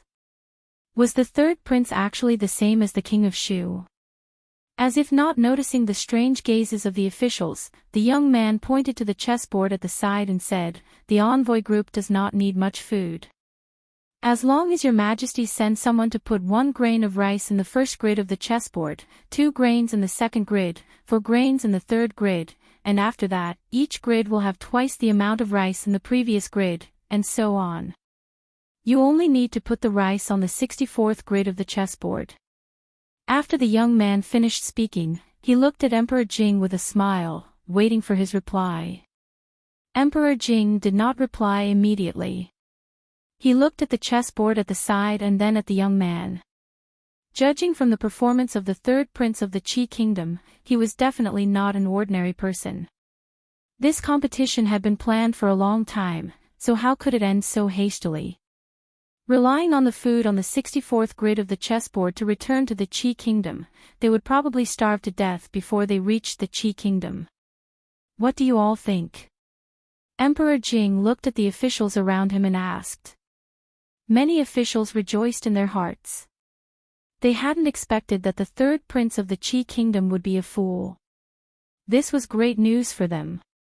Although there were some who suspected that there might be a scheme behind this, the third prince only wanted some rations. So, they could just give it to him. What kind of scheme could he play with a few bags of rations? Your Majesty, since the ambassadors of the Qi kingdom are so short of food, we naturally can't refuse. We can't let the ambassadors of other countries starve. This is not appropriate. Assistant Minister Chen Bo stood up and said with a smile. Your Excellency Chen is right. If we refuse, it will seem that we are stingy. It's not easy for the third prince to come from afar. Why not satisfy his request? Things took a turn, and the officials all smiled and spoke. If they could use some food to send away the troublesome people of the Qi Kingdom, it was a good deal no matter how they looked at it. At that time, they could say that the people of the Qi Kingdom were afraid, so they asked for some food and went back to the Qi Kingdom. His Majesty was kind and gave them some food. Not only did they save face, but they also saw the people of the Qi Kingdom as a joke. Why not? Where are the professors of mathematics in the Imperial College? Emperor Jing pondered for a moment and suddenly asked. When Chancellor Jing heard this, he immediately went forward and said, Your Majesty, except for Professor Han, the other professors of mathematics went to the Li County Mansion to ask for mathematics. They are not in the court. The reason why this Professor Han came today was that he wanted to ask for a proper imperial edict from His Majesty. Otherwise, he would not even be able to enter the gate of the Li family. Chancellor Jing waved his hand behind him, and immediately a middle-aged man walked over quickly. Emperor Jing was a little regretful. If he knew this, he should have called Li Yi here today. He had never let him down. With him here, why should he worry about these things? Do you know how much food they want? Emperor Jing looked at Professor Han and asked. Professor Han pondered for a moment and said, Your Majesty, it's only 64 squares. It won't be a lot. Professor Han looked at the chessboard. As a professor of mathematics, he naturally thought more than the other officials. Due to the multiplication, 64 squares were actually not a small number. However, how big was a grain of rice? 1 stone of rice was already innumerable. Even if 64 squares could not be filled, 10 stones would not be enough, and 100 stones would not be enough, right? The Jing Kingdom did not lack those 100 or so meters of rice. Using this amount of rice to send off the Qi Kingdom's envoy was a very good deal. It was rare for the officials to have the same opinion on this matter. Emperor Jing suppressed the only worry in his heart and said, In that case, then, the third prince of the Qi Kingdom still had a faint smile on his face. The expressions on the officials' faces were also quite satisfied. Everyone was happy and well. Wait a minute, the harmonious atmosphere was suddenly broken by a voice. After being stunned for a moment, everyone turned their heads and looked in the direction of the voice. Prince Jin, Li Han, stood at the door of the hall. When he saw so many people in the hall looking at him, he couldn't help but feel a little scared. But he still forced himself to muster up courage and interrupted Emperor Jing's words, saying, Father, you can't agree with them. In front of the envoy of the Qi Kingdom and the civil and military officials, Emperor Jing's words were interrupted by Prince Jin, but he was not angry at all. Instead, his face showed a thoughtful expression. The third prince of the Qi Kingdom's expression changed slightly. He looked at the little fat man standing at the door of the hall with a trace of surprise in his eyes. Your Highness, this is the court. Don't make trouble here. The officials quickly reacted. They didn't care about their identity and spoke out to stop him. This was a great advantage. They must not let Prince Jin ruin it. Next time, they might not meet such a stupid prince. Most of the officials stopped Prince Jin, but a few people's faces changed at the same time. Minister of the Ministry of Revenue Qin Huan, Minister of War Yan Bing, Chancellor of the Imperial College, and the Professor of Mathematics. No one knew better than them how many incredible things were in this fat head. Han, come here and talk. Emperor Jing smiled and waved to Prince Jin. Seeing that his father was not angry, Prince Jin was relieved. He walked over slowly, pointed at the young man, and said to Emperor Jing, Father, don't be cheated by them. My teacher said that all the countries in the world can't fill the 64 squares of the chessboard. If we build a big warehouse to store all the food, the warehouse should be 3 feet long, 6 feet wide, and high as the sun. The third prince of the Qi Kingdom's expression did not change, but he sighed in his heart. For the first time, he looked at the little fat man in front of him seriously. Yes, there are so many. The Chancellor of the Imperial College said in a trembling voice. The face of Professor Han, who had just spoken, turned pale. He only felt that his eyes were a little black. If it was only Prince Jean, he still had a glimmer of hope in his heart. But the problem was that he just said, my teacher said. Prince Jin's teacher was none other than the mysterious Li Xianzi. He taught Prince Jean, who was a naughty child, to sweep the mathematics students of the Imperial College and make the professors of mathematics extremely ashamed. How could he talk nonsense without any basis?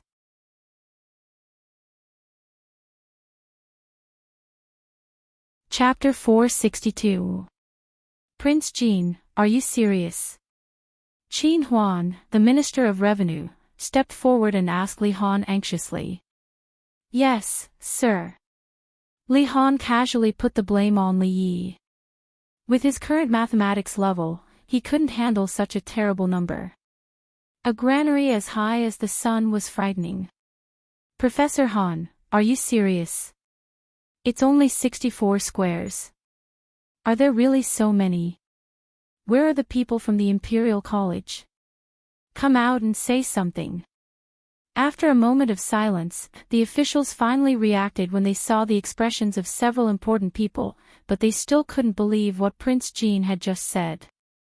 A granary as high as the sun was 30 feet long and 20 feet wide. Who was he bluffing? The sun was very far away from here. How did Prince Jean calculate this number? The only mathematics professor from the Imperial College in the court immediately became the focus of everyone's attention. Professor Han trembled and said, Since it's Li Xianzi's words, then it should be correct. Fortunately, I brought it with me. Li Han patted his butt and took out a tattered booklet from his arms. He dipped his saliva in it and quickly flipped through it. This booklet was specially made for him. There were not only strange problems in it, but also interesting stories interspersed every few pages. For Prince Jean, who often struggled in the sea of problems, this was undoubtedly a small island for him to temporarily rest on. Therefore, he still remembered the stories in the booklet. Found it. Prince Jean finally turned to a page and presented it to Emperor Jing. Father, look, it's here. Emperor Jing looked at the page that Prince Jean had turned to. After a moment, he flicked his sleeves and said, Since it's a competition, there should be a beginning and an end. If your country's envoys can't gather enough food for the return trip, I will give you travel expenses. Tomorrow's competition will continue as usual. Don't be late. After that, Emperor Jing walked out surrounded by several eunuchs. The officials who finally knew the truth felt their faces burn. They wanted to skin the third prince of the Qi kingdom alive. Shameful, this was a great disgrace. All the civil and military officials in the court were not as good as the 9-year-old Prince Jean. They almost made a big mistake. It was hard to imagine that if His Majesty and them agreed to the third prince's request, the ruler and ministers of the Jing kingdom would become the laughingstock of all the other countries. They naturally wouldn't take out those rations. Not to mention the fact that they didn't have that much rations. Even if they did, they couldn't possibly give it to the Qi kingdom for free. If you want rations, you can just give it to a few Tian Fa heavenly kings. But if he didn't give it to Prince Jean, as the king of a country, how could he go back on his words? Otherwise, how could he stay in other countries in the future? It could be said that if Prince Jean was a moment late, the Jing kingdom would lose its face. The third prince of the Qi kingdom and the envoys walked out of the golden palace under the baptism of the gazes of the officials. There was a hint of disappointment on the face of the young man who was walking in front. If they had succeeded in what they had just done, they could have spread the news before the Jing kingdom reacted. By then, they would have achieved their ultimate goal without having to compete with each other. It seems that I have underestimated the heroes of the world, the young man sighed and said in a regretful tone. One of the envoys behind him said, So what if they find out? The result will be the same. If they lose another round tomorrow, there will be no need to compete in the written exam. As for the martial arts battle, we are not afraid at all. Why is the third prince sighing? The young man shook his head and didn't continue this topic. He said, find out who the teacher of Prince Jean is. That difficult calculation problem was solved by Grand Scholar Chin. It took more than 10 accountants 3 days and 3 nights to calculate the result. I didn't expect there to be such a capable person in the Jing Kingdom who knew the secret of it. Otherwise, it's a pity. Seeing the envoy of the Qi Kingdom walk out of the Grand Palace, the anger of the officials because they were fooled by the envoy subsided a little. They had thought that the third prince of the Qi Kingdom was a fool, but they didn't expect that they were the real fools. They had almost fallen into his trap. He was so insidious and cunning at such a young age, he wouldn't live long. When he shifted his gaze to Prince Jean, his expression immediately became gentle. Very good. Like father, like son. The 9-year-old Prince Jean had seen through the conspiracy of the envoy of another kingdom in the imperial court and saved the face of His Majesty and the officials. His deed was worthy of being recorded in the annals of history. The officials' joy didn't last long. They realized a serious problem. Though the conspiracy of the envoy of the Qi Kingdom had been exposed by Prince Jean, they had already lost the first round of the written examination today. If they lost again tomorrow, there would be no need to compete in the third round. Therefore, the match tomorrow was very important. They couldn't afford to lose. Otherwise, they would lose face sooner or later. The Imperial Academy guard's face darkened. It was his turn to compete tomorrow. In fact, he wasn't sure whether he could win or not, the greatest poet in 1,000 years. This name alone was a bit frightening. Because of the announcement of the envoy of the Qi Kingdom, the populace in the capital had already received the news before the officials left the palace. They had lost. They had lost to the Qi Kingdom in the first round of the written examination. In the gambling house, countless people were cursing at Ma Zhongqing. This defeat was not a big deal, but many of them would have to bear a huge loss. Many of them would go bankrupt. Who would have thought that the countless capable people in the capital would lose to a nameless old man from the Qi Kingdom at their own doorstep? How ironic was this? The enthusiasm of the common people was greatly dampened, and the entire capital was filled with a gloomy atmosphere. Quite a few people blamed this failure on Ma Zhongqing. Rumors spread everywhere, directly labeling Ma Zhongqing as a sinner of the country. No one knew how many rotten eggs and vegetables were thrown over the wall into the Ma Manor. The dignified deputy imperial censor was hit in the forehead by a stone thrown by a naughty child on his way home. After hearing the rumors, he fainted on the spot. Not only that, the populace also had a lot of complaints about the current emperor. Although they weren't as blatant as they were against Ma Zhongqing, they were secretly criticizing His Majesty the Emperor. As Li Yi listened to Li Xian, he reminded the two tailors of the details that they needed to pay attention to. I heard that the third prince of the Qi Kingdom had set up a trap for the emperor and the officials in the court. If it weren't for Prince Jin's reminder, we would have lost a lot of face this time. Li Xian's face was full of resentment. If we lose another round tomorrow, we'll lose completely to the Qi Kingdom in the written examination. After listening to Li Xian's narration a few times, Li Yi had a general understanding of the so-called contest. It was nothing more than a few high-level players who had played the game to the highest level, pretending to be newbies to bully a group of newbies. Of course, those who could represent the Jing Kingdom were not newbies, but it was obvious that there was still a long way to go before they could reach the highest level. The Qi Kingdom seemed to be more powerful than the Jing Kingdom in terms of economy, culture, and military. It was impossible for the Qi Kingdom to win this contest unless someone had cheated. Poor Deputy Imperial Censor Ma, Li Yi sighed. As a dignified Deputy Imperial Censor, what he cared about the most was his own reputation. This time, he was directly called a sinner of the country. It was hard to say if he could get over this hurdle. judging from the situation, Wei Sai and Grand Scholar Zhou were in danger. Fortunately, the old emperor didn't remember him, otherwise, he would be scolded to death by those ignorant onlookers. Summon county magistrate Li to the palace tomorrow morning. As Li Yi was thinking of this, the Jing emperor said this while waving his hand in the hall of diligent government while holding a book of poems titled, The Collection of Bright Moon, in his hand.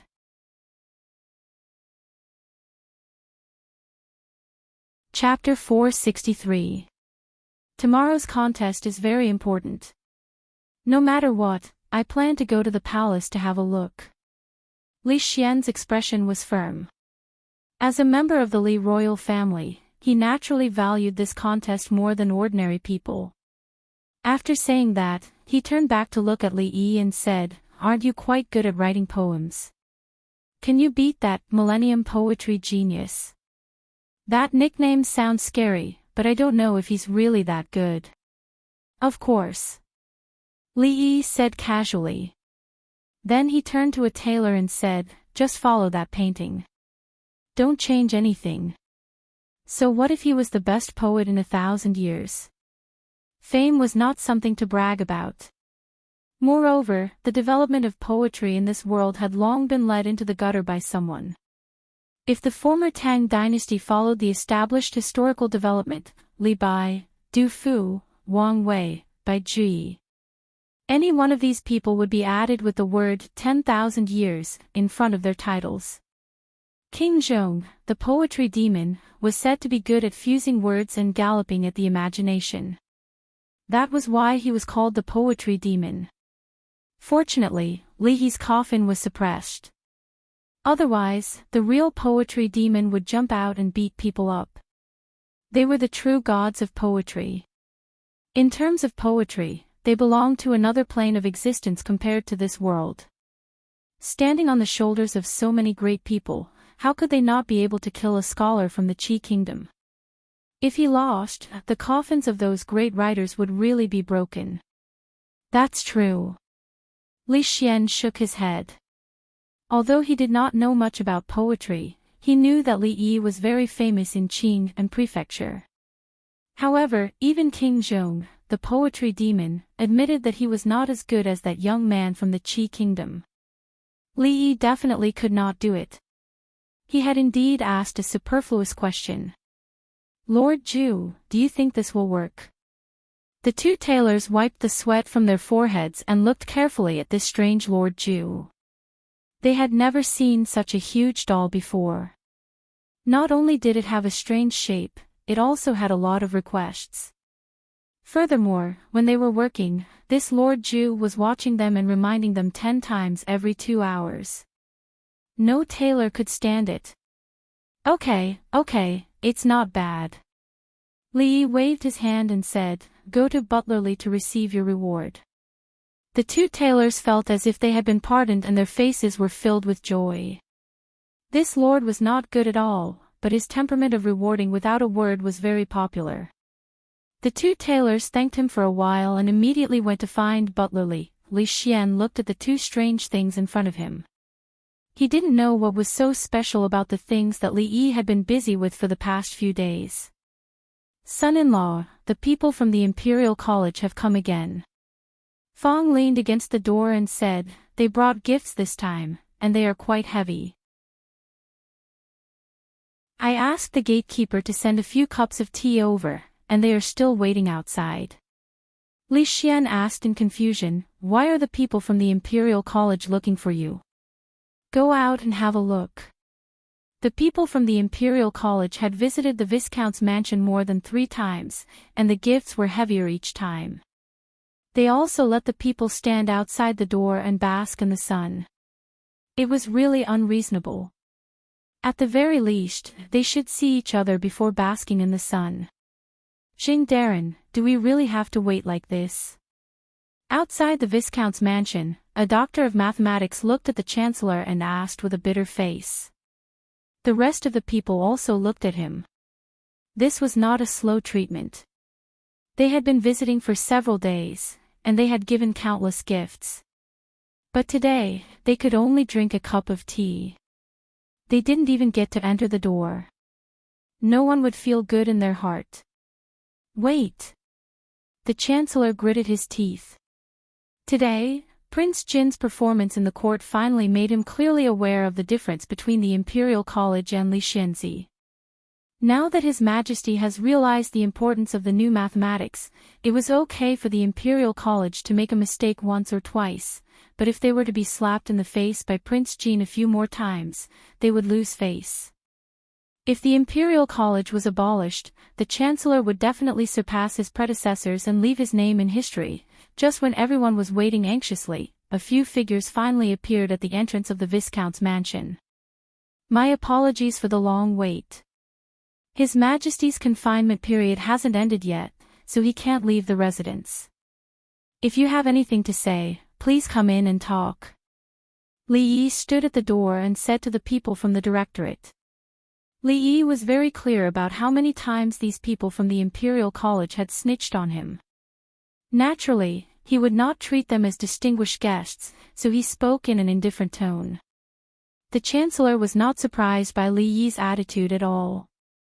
He stepped forward and said with a smile, "Under His Majesty's order, I brought the Doctor of Mathematics from the Imperial College to learn the new mathematics from Li Xianzi, for the sake of, since it is His Majesty's order, you can listen to it in the Bowen Hall from now on." Li Yi thought for a moment and said, how free was he to waste time teaching these people? Mathematics was a road of no return. There was only a starting point and no end. When the time came, he could just throw some unreasonable equations and mingle with calculus, and it would be enough for them to study until they retired. Thank you, Li Xianzi. So be it. At least he would feel more at ease. The Chancellor of Kingdom didn't think that County Magistrate Li would put aside his prejudice against them and teach them seriously. He didn't stay any longer. After expressing his gratitude, he left with the Directorate of Kingdom. Li Yi had already heard about Prince Jin Li Han's matter. This kid didn't let me worry about him during the holidays. He made so many things. It must be because he left too little homework. It seemed that it was time to write another booklet. Early in the morning, the sky had just brightened. Li Yi rubbed his sleepy eyes and looked at the two eunuchs standing in the yard. He turned around and walked into the house. Oh, the confinement period is not over yet. I'm going back to sleep for a while. Don't wake me up if there's nothing important, and don't wake me up if there's something. Anyone who was woken up before dawn would not be in a good mood. Li Yi yawned a few times and crossed the threshold. His Majesty knew that you would be lazy, so he specially sent this old man here. A gloomy voice came from behind. Changde grabbed his collar and pulled him back. He said, Li Xianzi, you'd better come with this old man. He nodded slightly to Rui, who was standing on the side, and then dragged Li Yi out of the door. It turned out to be Changde, this old guy. This old guy was quite strong. It seemed that he couldn't sleep in today. When he was dragged away by the old guy, he told Rui to remember to leave some food for him in the morning. The next moment, he was pushed into the carriage. Wait a minute. Seeing the old guy turned over and got on the horse as if he was going to leave immediately, Li Yi quickly said. Changde looked back and said, Is there anything else? If His Majesty's important matter is delayed, you and I can't afford to bear the consequences. I'm going back to get something. Li Yi jumped off the carriage and entered the Viscount's mansion. After a while, he came out with two things in his arms. Changde glanced at him and gently waved his whip. The carriage started moving.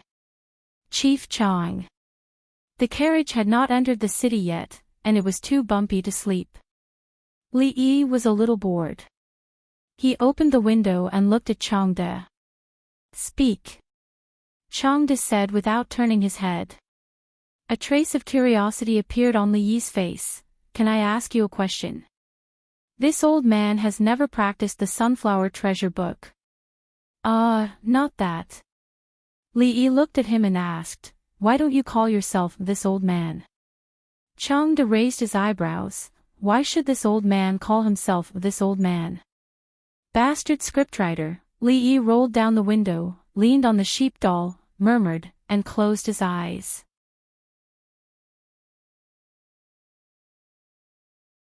Chapter 464. After the carriage entered the bluestone streets of the capital, it gradually steadied. Changde waved at the guards at the palace gate, and the carriage went straight into the palace. The happiest thing in the morning was to have a good sleep after waking up. Although sleeping in the carriage was not as comfortable as sleeping on a bed, it was good to have something soft to lean on. Li Yi only woke up when the carriage suddenly stopped and his head bumped into the carriage. He must have seen too many beautiful goats recently. He actually dreamed that he was catching goats on a green grassland. If Changde did not suddenly stop, he would still be fighting with Pleasant Goat in his dream.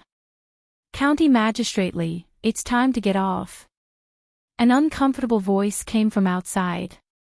Li Yi unwillingly got off the carriage. He looked around and suddenly exclaimed, "Why are we here?" His Majesty and a few important officials are at the Hall of Diligent Government. County Magistrate, quickly follow me. Changde's voice was always so annoying. No, I have to go back for a while. Li Yi shook his head and said. Changde frowned and asked, where? Li Yi pointed and said, the palace in front.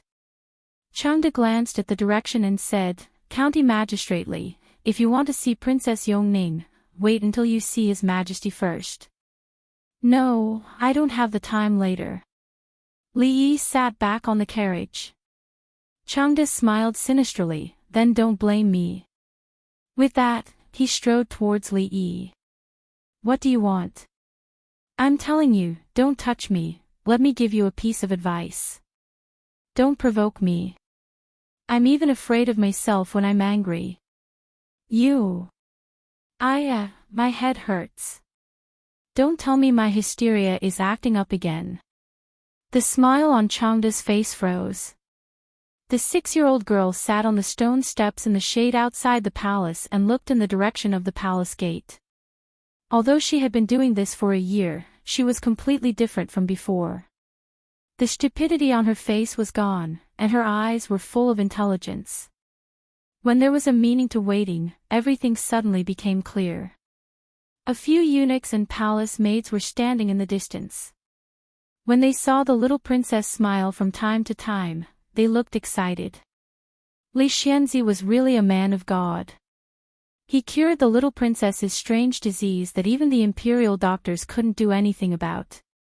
They were happy to see the little princesses change these days. It was a pity that Li Xianzi was grounded by His Majesty because he beat the king of Shu. Otherwise, the little princess would definitely smile more. Yongning looked in that direction again, thinking that her brother would not be coming today. She turned around and saw 2 goat horns tied with a bow, as well as, the first thing she saw in this world that she was familiar with in her memory. Li Yi saw the surprise in her eyes. He pushed the doll that was as tall as Yongning over and asked with a smile, "Do you like it?" After the little girl came back to her senses, she suddenly pounced forward. However, she did not pounce on the beautiful sheep doll that Li Yi had carefully prepared for her, but Li Yi himself. Looking at the little figure hugging him tightly, Li Yi was stunned for a moment. Then, he lovingly caressed her head. Changde stood behind them, and a trace of doubt appeared on his old face. What he couldn't understand the most was that Princess Yongning was so intimate with Li Yi, even more than His Majesty. Was it because Li Xianzi cured her disease? After this thought came to his mind, he faintly felt that things were not so simple. Humph. When Yongning let go of him and finally focused her attention on the beautiful sheep doll, a cold snort suddenly came from behind Li Yi. The sound was familiar, and so was the scene. Li Yi turned around and saw the proud Lolita standing there with her hands on her hips like a tigress, looking at him with extremely fierce eyes. One should not fall at the same place twice. When Li Yi turned around and dragged out another doll that was almost the same as the previous one from the carriage, but it was bigger than the previous one, and about the same height as Princess Shining, the proud Lolita screamed and pounced on it. Regardless of ancient times or modern times, plush toys, especially large plush toys, had an unparalleled attraction for girls. This was because such large toys could bring them a great sense of security. Of course, the premise was that the girl was really a girl and still retained a young girl's heart. Tomboys and girls' mothers had already broken away from this low-level sense of security and were generally excluded. "Thank you, sir." Princess Shining, who finally recovered from her excitement, immediately pounced on Li Yi. She jumped up and hung on him like a koala, and kissed his face. Only then did she realize that the person in front of her was Sir and not her mother. Her little face turned red, and she ran away with her beautiful sheep doll. Ahem.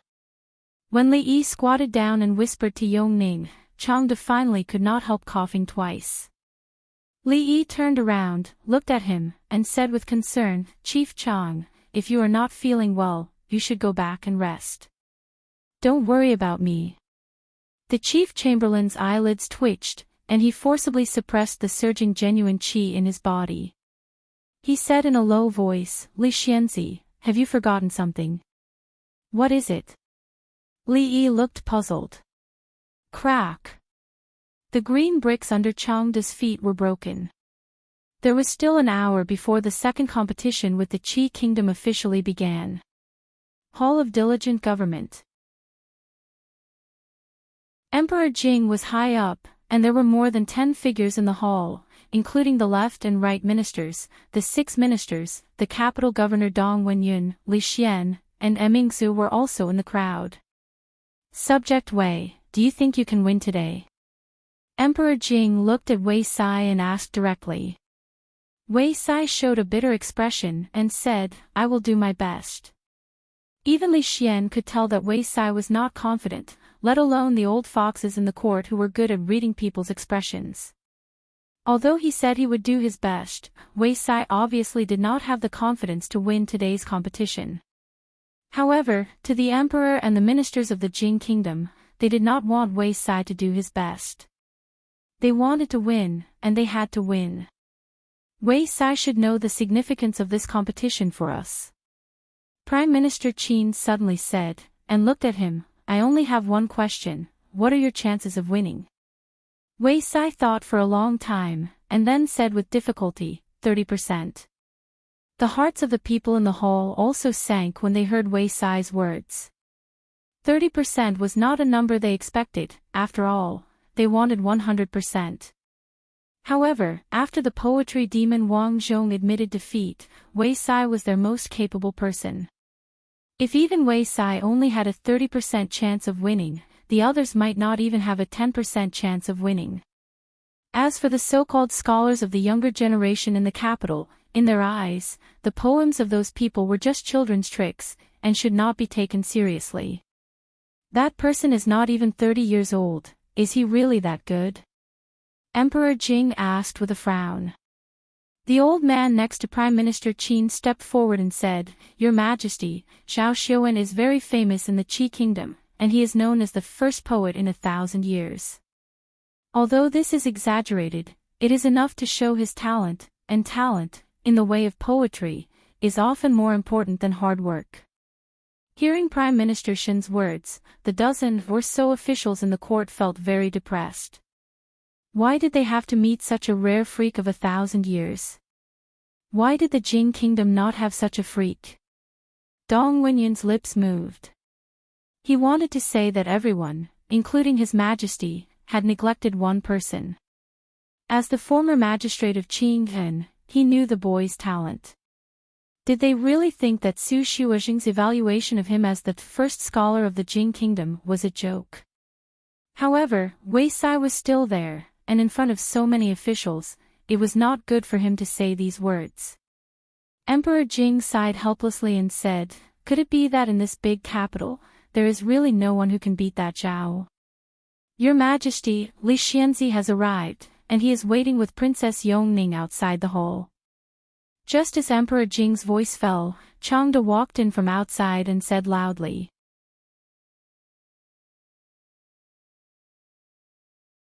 Chapter 465. Seeing Li Yi holding Yong Ning's hand and walking in from outside, Emperor Jing was a little depressed.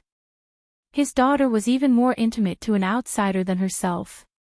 For a father, this was not something to be happy about.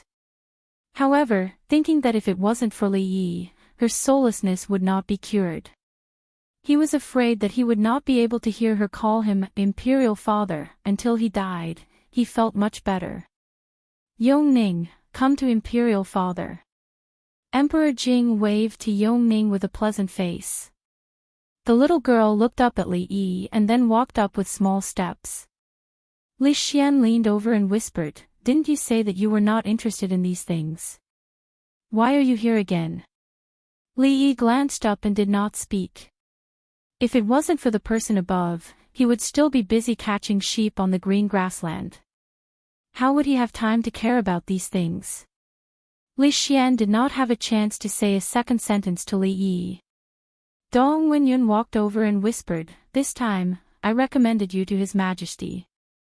Tell me the truth. What do you think of Zhao Xiuwen of the Qi Kingdom compared to you?" Only then did Li Yi know why he was suddenly summoned to the palace during his confinement. It turned out that he was betrayed by this guy. After all, they came from the same place. Wouldn't his conscience hurt if he betrayed his hometown? Li Yi did not answer Dong Wenyun because after Emperor Jing let Princess Yong Ning sit down next to him, he directly asked Li Yi, "This is urgent. I will not say more. I just want to ask you one thing. If I let you participate in today's competition, what are your chances of winning?" Hearing Emperor Jing's words, Wei Sai raised his head. Prime Minister Qin also seemed to think of something. Dong Wenyun's eyes turned slightly. The rest of the people's faces were a little stunned. Was His Majesty going to let this Li Xianzi participate in the second competition? This poem, I actually only know a little about it. Li Yi was taken aback when he heard that. He said slowly, "Moreover, writing poems and lyrics depends on the state and mood of the moment. There's no such thing as confidence, young Li is right." Old General Shui, who had been dozing off while leaning against the pillar, finally opened his eyes. He waved his hand and said, "Isn't it just 2 poems? What's there to compare? I just feel that whatever best poet wrote was **t. Who dares to object?" Li Yi deeply agreed with this. As expected of old General Shui, this was the domineering attitude that a large country should have. No matter how good Zhao Xiuwen's poems were, this was the Jing Kingdom. This was their territory. If anyone dared to say that Wei Sai's poems were not as good as Zhao Xiuwen's, they could just drag him out and bury him.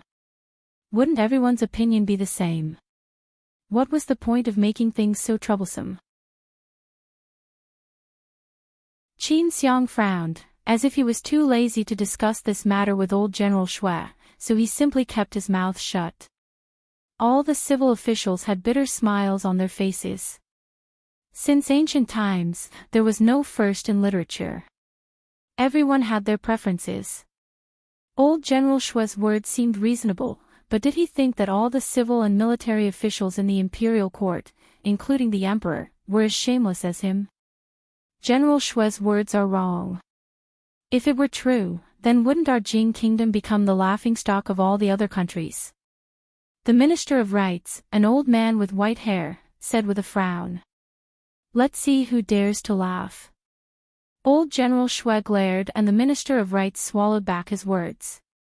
Jing Di patted Yong Ning's head. Seeing the atmosphere in the hall become chaotic again, he rubbed his chest and felt suffocated again. In the end, he did not sleep enough in the morning. Li Yi yawned and prepared to take advantage of their discussion to close his eyes and take a nap. Suddenly, he felt someone tugging on his sleeve. Mingzu walked to his side and looked at him. She said, "We cannot lose today. Be more serious, I know you have a way.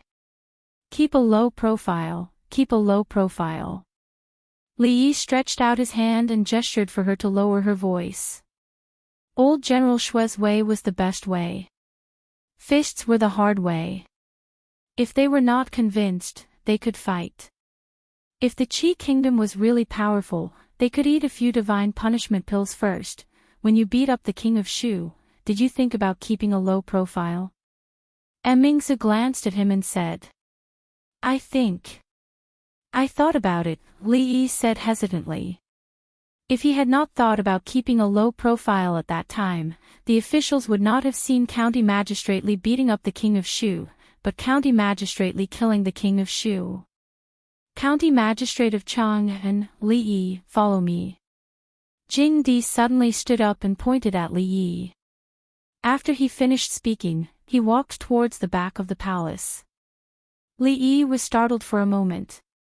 He looked at Li Xian and then at Li Mingzhu. Seeing that they were also puzzled, he could only follow them in confusion. Behind the Hall of Diligent Government was the garden that Li Yi often visited. When Li Yi followed Changde to the garden, he saw Jing Di standing in the stone pavilion in the garden. Is there really no chance of winning? Jing Di looked back at him and asked. It's difficult. Li Yi sighed and said. Jing Di's face showed a trace of thinking, and then he said, I heard from Xian that you want to take Yongning out of the palace. Although he did not know why the old emperor suddenly mentioned this, Li Yi's eyes lit up and he said, yes, the atmosphere in the palace is too depressing, and it is not suitable for Princess Yongning's treatment. If her soullessness relapses, even I can do nothing. Yongning is a princess of a country. Her status is so noble. How can she easily leave the palace? Jing Di shook his head and said, even if I agree, the officials in the court will not agree, nor will the censors. A trace of helplessness appeared on Li Yi's face. Of course, he knew this. It was not so easy for a young prince to leave the palace. If something happened to him, it would cause a huge shock in the entire capital. Yongning was too young now. No one, from the emperor to the court officials, would agree to her leaving the palace. He was just thinking about it. If you win this competition, I will allow you to take Yongning out of the palace for a month, but her range of activity is limited to 10 miles around the Viscount's residence. Hearing Jing Di's words, Li Yi's expression froze. The light in his eyes soared. He suddenly raised his head and asked, Your Majesty, are you serious? How sure are you now? Jing Di did not expect that he had changed so much. After a moment of shock, he looked at him and asked with a faint smile. Li Yi's eyes flashed fiercely, Your Majesty, how do you want them to die? I am really a failure as an emperor. I have to rely on the help of the children again and again. The first 2 times it was Han, and this time it is Yongning. Jing Di's face was no longer worried and he said with a teasing smile. Your Majesty, this boy is too outrageous. Can't he take the initiative to stand up and share the burden for Your Majesty? Changde, who had always been indifferent, showed a rare trace of anger on his face. If Your Majesty did not bring out Princess Yongning this time, I don't know how long he would hide. Isn't the result the same? Jing Di smiled and said disapprovingly.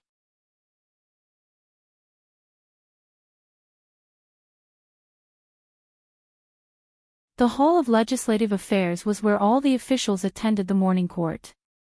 However, from yesterday onwards, the morning court session was no longer the most important activity of the Hall of Legislative Affairs. There was nothing more important than winning the contest against the Qi kingdom. More than 10 core officials and Emperor Jing were discussing important matters in the Hall of Legislative Affairs, while the others were waiting outside the Hall of Legislative Affairs. When Li Yi and the others arrived, there were already many people outside the hall. It was not time yet, so the doors of the hall were not opened. When the 3 of them walked to a secluded corner with few people, Li Xian, who had been talking to Mingzu in a low voice, suddenly froze. Then he walked to the side with a happy expression, patted a young man's shoulder, and said in surprise, Brother, we meet again. The young man turned his head and looked a little surprised. When he saw Li Xian, he showed a puzzled expression. Soon, he understood and said, "You are the one from the jadeite courtyard." Li Yi and Emingzu walked over. When he saw the young man, he was also a little surprised. Last time in the jadeite courtyard, because there were no seats, Li Xian took the initiative to share a table with him. Although they didn't talk much, Li Yi had a good impression of him. It was indeed surprising to meet him in the imperial palace this time. "Why are you here?" Li Xian looked at him and asked curiously, "Are you also an official of the imperial court? Why haven't I seen you before?" The young man was speechless and didn't know how to answer. Mingsu looked at Li Xian in surprise. The crowd in the distance looked over and there was also a small commotion. Li Yi looked at the young man and the people behind him. He turned his head and looked around. Seeing the expressions on the officials' faces, he thought to himself, "It can't be such a coincidence, can it? The third prince of the Qi kingdom." Li Yi looked at him and asked uncertainly. At this special time, he was excluded by the officials of the Jing kingdom. These people clearly saw him as their leader. Other than the famous third prince, there seemed to be no one else. "Brotherly, we meet again." The young man smiled and cupped his hands in salute to them. Li Xian was stunned and didn't recover from the surprise for a moment. Li Yi saluted the young man and pulled on Li Xian's sleeve, pulling him to another place. This was not a suitable occasion to get close to the young man.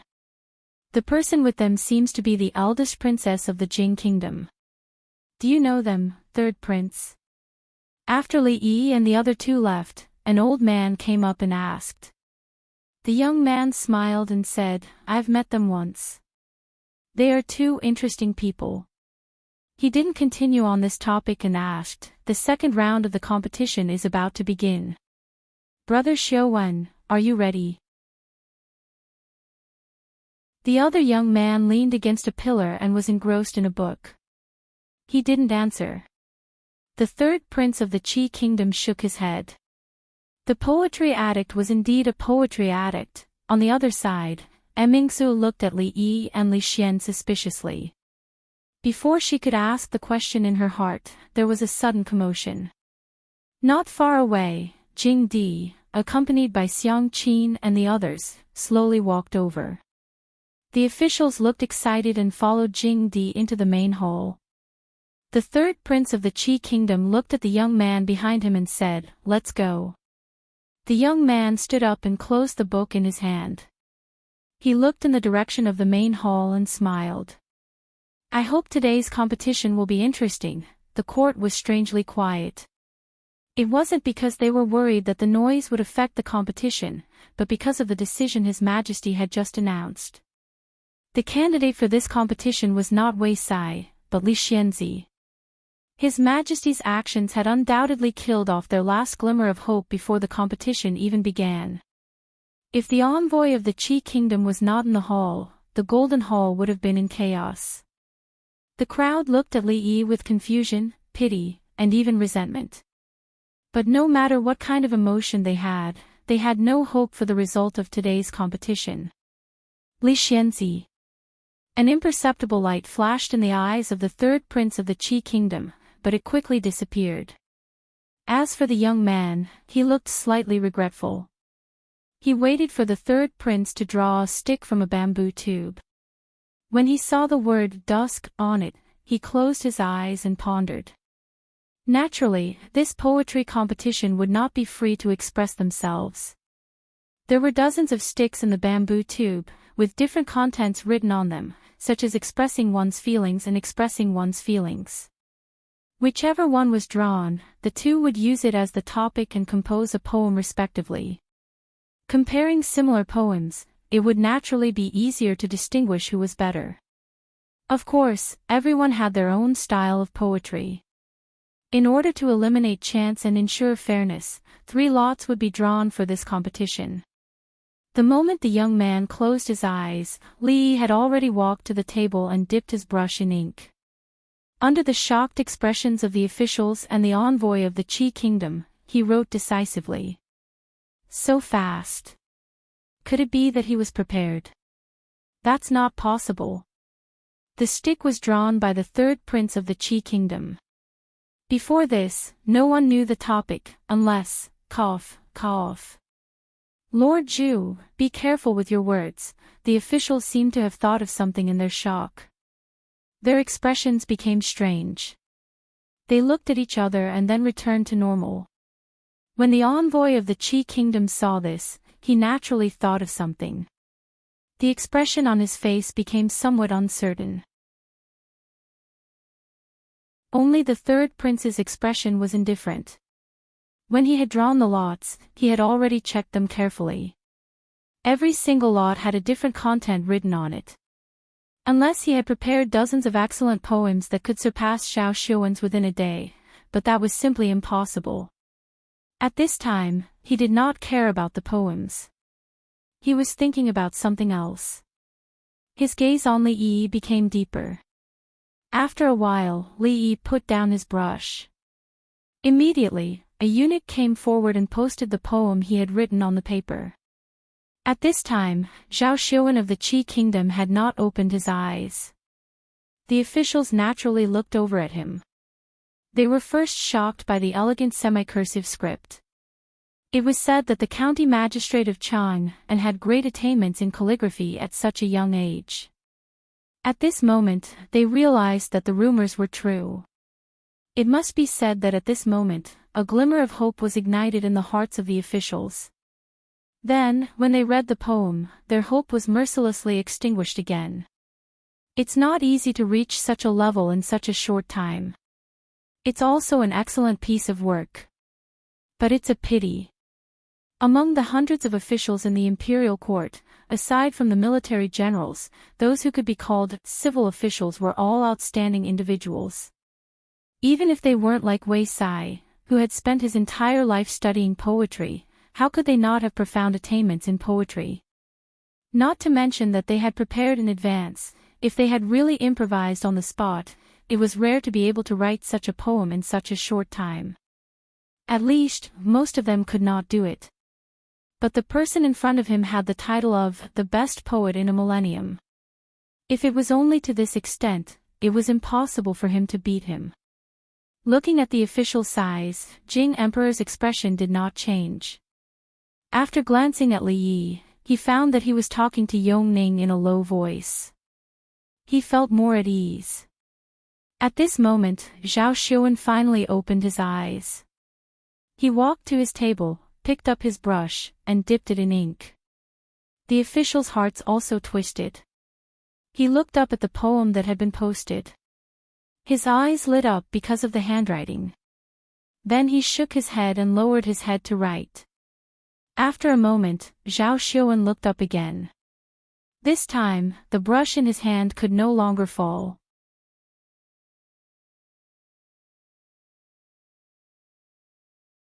Chapter 467. What's going on? Why isn't he moving? Maybe he hasn't thought it through. After seeing the poem written by Li Yi in such a short time, the officials felt hopeless. Seeing Zhao Xuan staring at the poem for a long time, they were confused. This was not a difficult topic. If Li Xianzi couldn't think of a line of the poem after he finished writing, the officials would doubt whether the title of the best poet in 1,000 years was just an empty title. But if that was the case, why would Wang Zhong, the poetry demon, say that he was ashamed of his inferiority? Is there something wrong with Li Xianzi's poem? Someone asked confusedly, noticing that Zhao Xuan's eyes were fixed on Li Yi's poem. How can this be? Wei Sai stood in the crowd, his face full of disbelief. Like Zhao Xuan, he stared at the poem and murmured, "How can this be? How can this be?" A scholar from the Hongwen school walked out and stroked his beard. He had a slightly excited expression on his face. What an eye-opener. It really is an eye-opener. The officials were very surprised to hear this. This poem could not be said to be ordinary, but it was not outstanding either. But looking at the expressions of Wei Sai and Grand Scholar Chu, it seemed that there was something special about it. So the officials looked at the poem again, left and right, horizontally and vertically, but still couldn't figure it out. The expressions of the people changed. Could it be that Wei Sai, Grand Secretary Chu, and Li Xianzi's attainments in poetry had reached an unfathomable level that they couldn't even understand? At this time, Zhao Xiuwen finally looked away. He put down his brush and walked back to the side of the third prince of the Qi kingdom. He said calmly, "I lost the first round." Hearing this, a eunuch immediately extinguished a long stick of incense. Of course, there was no time limit for this competition. Otherwise, the emperor and the officials wouldn't be able to wait for half a month to compose a poem. From the time they decided on the topic to the time they finished writing the 3 poems, it took them half an hour. Li Xianzi didn't think at all and started writing, so he didn't waste much time. On the other hand, Zhao Xiuwen's incense had been burning for a short while. "What? Why? You clearly haven't written it yet."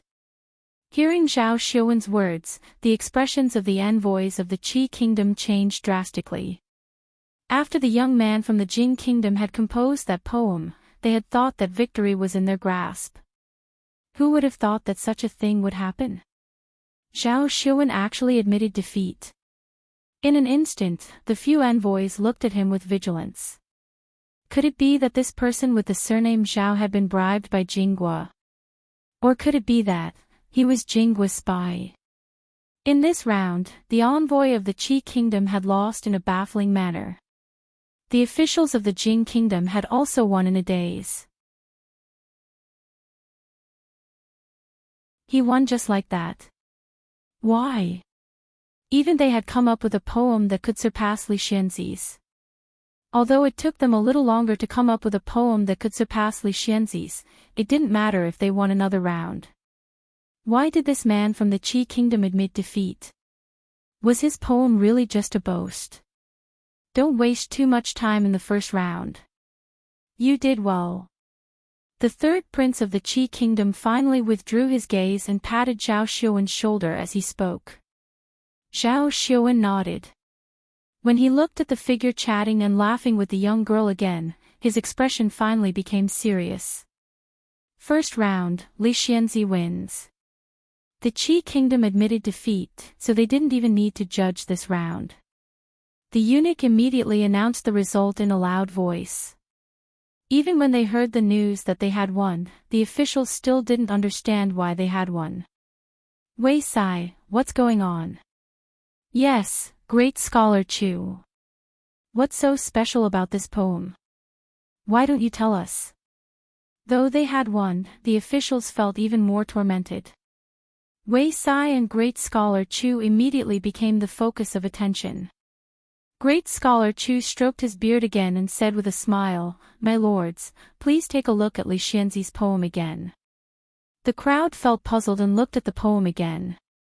The tide follows the dark waves of the snowy mountain and the distant fishing boat catches the moonlight. The bridge faces the gate of the temple and the path is small. The alley is the spring and the stone ripples are clear. The distant green trees and the river are at dawn.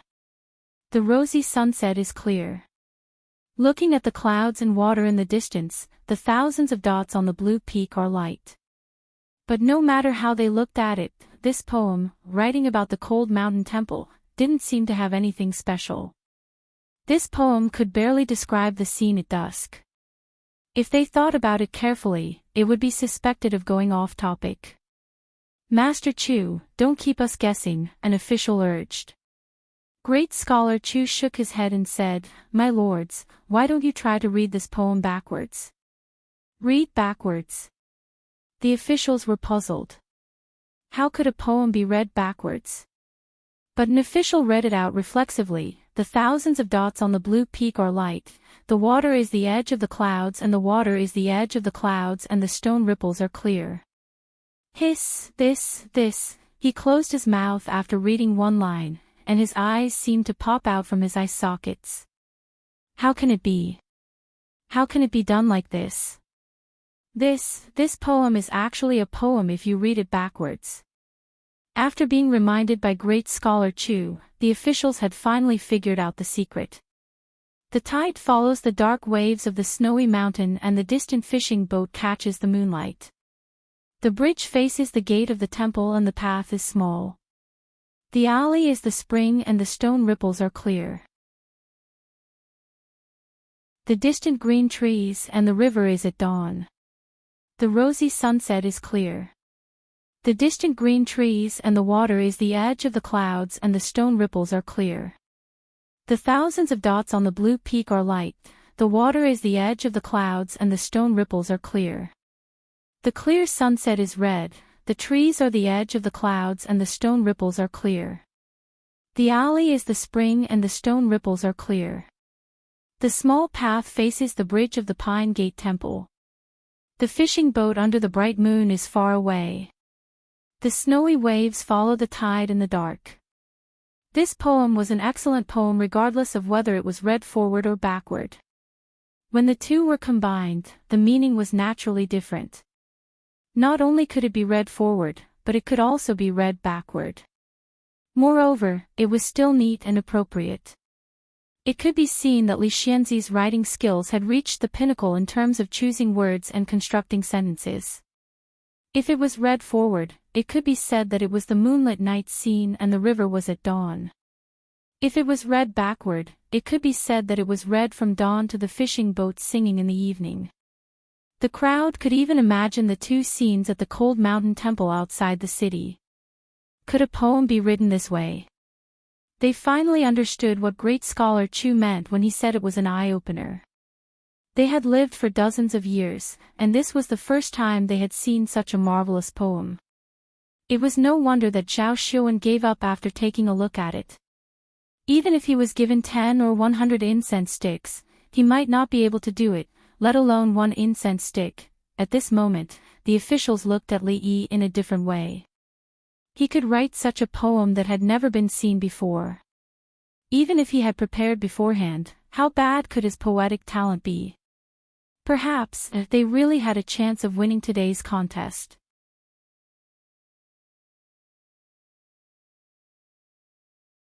Chapter 468. Su Shi's Jinshan Temple was a masterpiece among palindromic poems. Although it was not as well known as most of his poems, it still had a high status in the professional field. The development of poetry in this world was far inferior to that of the world Li Yi was familiar with. Because of the uniqueness of this poem, the shock it caused was even greater than those top works. It did not express emotion or ambition. It was purely to show off. Bite me if you don't like it. Zhao Xuan saw this, so he simply admitted defeat to avoid wasting time. Of course, he could write a poem that did not lose to it, but to write a poem that could be read vertically and vertically, with a good artistic conception, was not something that could be completed in a short period of time. In fact, he was not even sure if he could write it. If this poem really came from the young man in front of him, then his mastery of words must have reached a terrifying level. Jing Di's expression was calm. He sat on the dragon throne and gave people a feeling that everything was under his control. The officials were relieved. The emperor was indeed the emperor. It turned out that he had a plan to replace Wei Sai at the last minute. The third prince of the Qi kingdom patted Zhao Xuan's shoulder and comforted him. I did not expect Li Xianzi to have such profound attainments in poetry at such a young age. Just try your best. There is no need to worry too much about winning or losing. I am very happy to have met an interesting opponent. Zhao Xuan smiled as if he did not care at all. At this time, the two eunuchs had already lit their incense sticks. The third prince of the Qi kingdom had drawn the first stick. The second one was naturally the Jing kingdoms. Prime Minister Shen casually drew a stick from the bamboo tube. After glancing at it, he looked at the two and said, Duanwu. It was not difficult to write poems about festivals. Every year, there would be countless of them. But because they were so common, it was especially difficult to stand out from them. The atmosphere in the hall was quiet. The officials held their breath and tried not to make a sound. Zhao Xuan closed his eyes again. The officials in the court had already investigated him. When he wrote poems, he liked to close his eyes and meditate. When he opened his eyes, it was the time when the poem was completed. Because it was too quiet in the hall, the sudden footsteps were especially clear. When the crowd saw Li Xianzi walk to the table and start writing, their expressions froze again. From the time Prime Minister Shen announced the topic to the time he walked to the table, it was only a few breaths of time. In such a short time, he actually thought of a poem. No matter how high his attainments in poetry were, it was impossible for him not to think. All the officials had strange expressions on their faces and sighed inwardly. Even if His Majesty really had made arrangements, this county magistrate should have acted more realistically. With such poor acting skills, he couldn't even fool them, let alone the people of the Qi Kingdom. His Majesty really found the wrong person this time. Which of the officials couldn't act better than County Magistrate Li? Under everyone's gaze, Li put down his brush and said in his heart, "Mr. Dongpa, I'll borrow your poem again." "I hope you won't mind." The eunuch immediately hung up the paper, the ink still wet. This time, when the officials looked over, their expressions were completely different from before. Different from the previous poem, this one didn't deliberately show off. Whether it was the content or the form, it was recognized by countless people as the mainstream. Guanxi Sha, Duanwu. Light sweat slightly penetrates the blue wan, Ming Dynasty Duanwu baths fragrant orchids. Fragrant blossoms fill the clear river. Colorful threads gently wrap around the red jade arm, small talismans hang diagonally from the green cloud. Beautiful people meet for 1,000 years. The few lines of the poem not only vividly displayed the folk customs of the Duanwu festival, but the last line was the finishing touch. Beautiful people meet for 1,000 years. This was probably the longest and truest promise, right? He just didn't know who this beauty was. Could she be his wife? No one knew when Zhao Xiuwen had opened his eyes, but he didn't immediately start writing. Instead, he walked over to Li Yi, cupped his hands, and asked, "I am Zhao Xiuwen. May I know your name?" All the officials were surprised. At this moment, Zhao Xiuwen didn't write a poem, but came over to get close to Li Yi. Li Yi. Li Yi cupped his hands. He thought to himself, hurry up and write. Once you're done, we can end this boring competition. If this goes on, Master Dongpa's coffin won't be able to hold on any longer. As expected, Li Xianzi, Li Yi. I should have known. Zhao Xiuwen didn't look surprised at all. He sighed and took out a thin book from his sleeve. He said, I originally thought that among the younger generation, no one could compare to me in poetry. It wasn't until I passed by Qin and Prefecture and bought this Mingyu collection that I realized how foolish I was. Ever since then, I have often read Brother Li's poems and my emotions have been stirred up. I can't sleep at night. I think a true immortal of poetry is nothing more than this. I've always wanted to be friends with Brother Li, but I've never been able to do so. I didn't think I'd meet you at such an occasion. Fate really does make fools of people. Zhao Xiuwen's words left all the officials speechless. Even though Zhao Xiuwen was from Qi, all the officials recognized his poetic talent. He had defeated Wang Zhong, the poetry demon. Many scholars of the Jing kingdom had been defeated by him. But such a person had described himself as a frog in a well. How much praise was this for Li Xianzi? Every word he said was praising Li Xianzi and was not stingy with his choice of words. The meaning behind his words was that he had admitted defeat in this competition. In this case, the Jing kingdom had lost one round and won another. Although it was a draw, it had given them a chance to catch their breath. This was extremely important. I'm not as good as you, Zhao Xiuwen said seriously as he looked at Li Yi. The Qi Kingdom's ambassadors' faces darkened.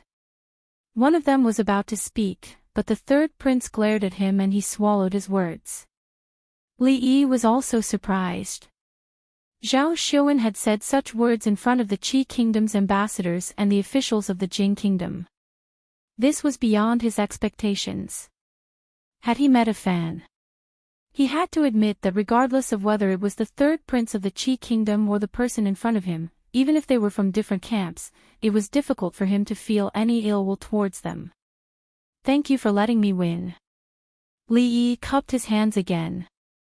The Qi Kingdom's third prince nodded his head at Li Yi. Then he lifted his head and said, Your Majesty, we have lost this competition. From the beginning to the end, he had not asked a single question of Zhao Xiuwen. As the Qi Kingdom's third prince's words fell, there was an immediate uproar in the court. No one had expected that this competition of poetry would have such an outcome. There was no judgment, no debate. Li Xianzi was direct and efficient. Zhao Xiuwen had admitted defeat twice and won so easily. At a time when the people of the Jing Kingdom were in low spirits, this victory was undoubtedly an uplifting event. The imperial court's reputation had been restored. Not long after, the officials walked out of the main hall. At the same time, news spread from the palace gates.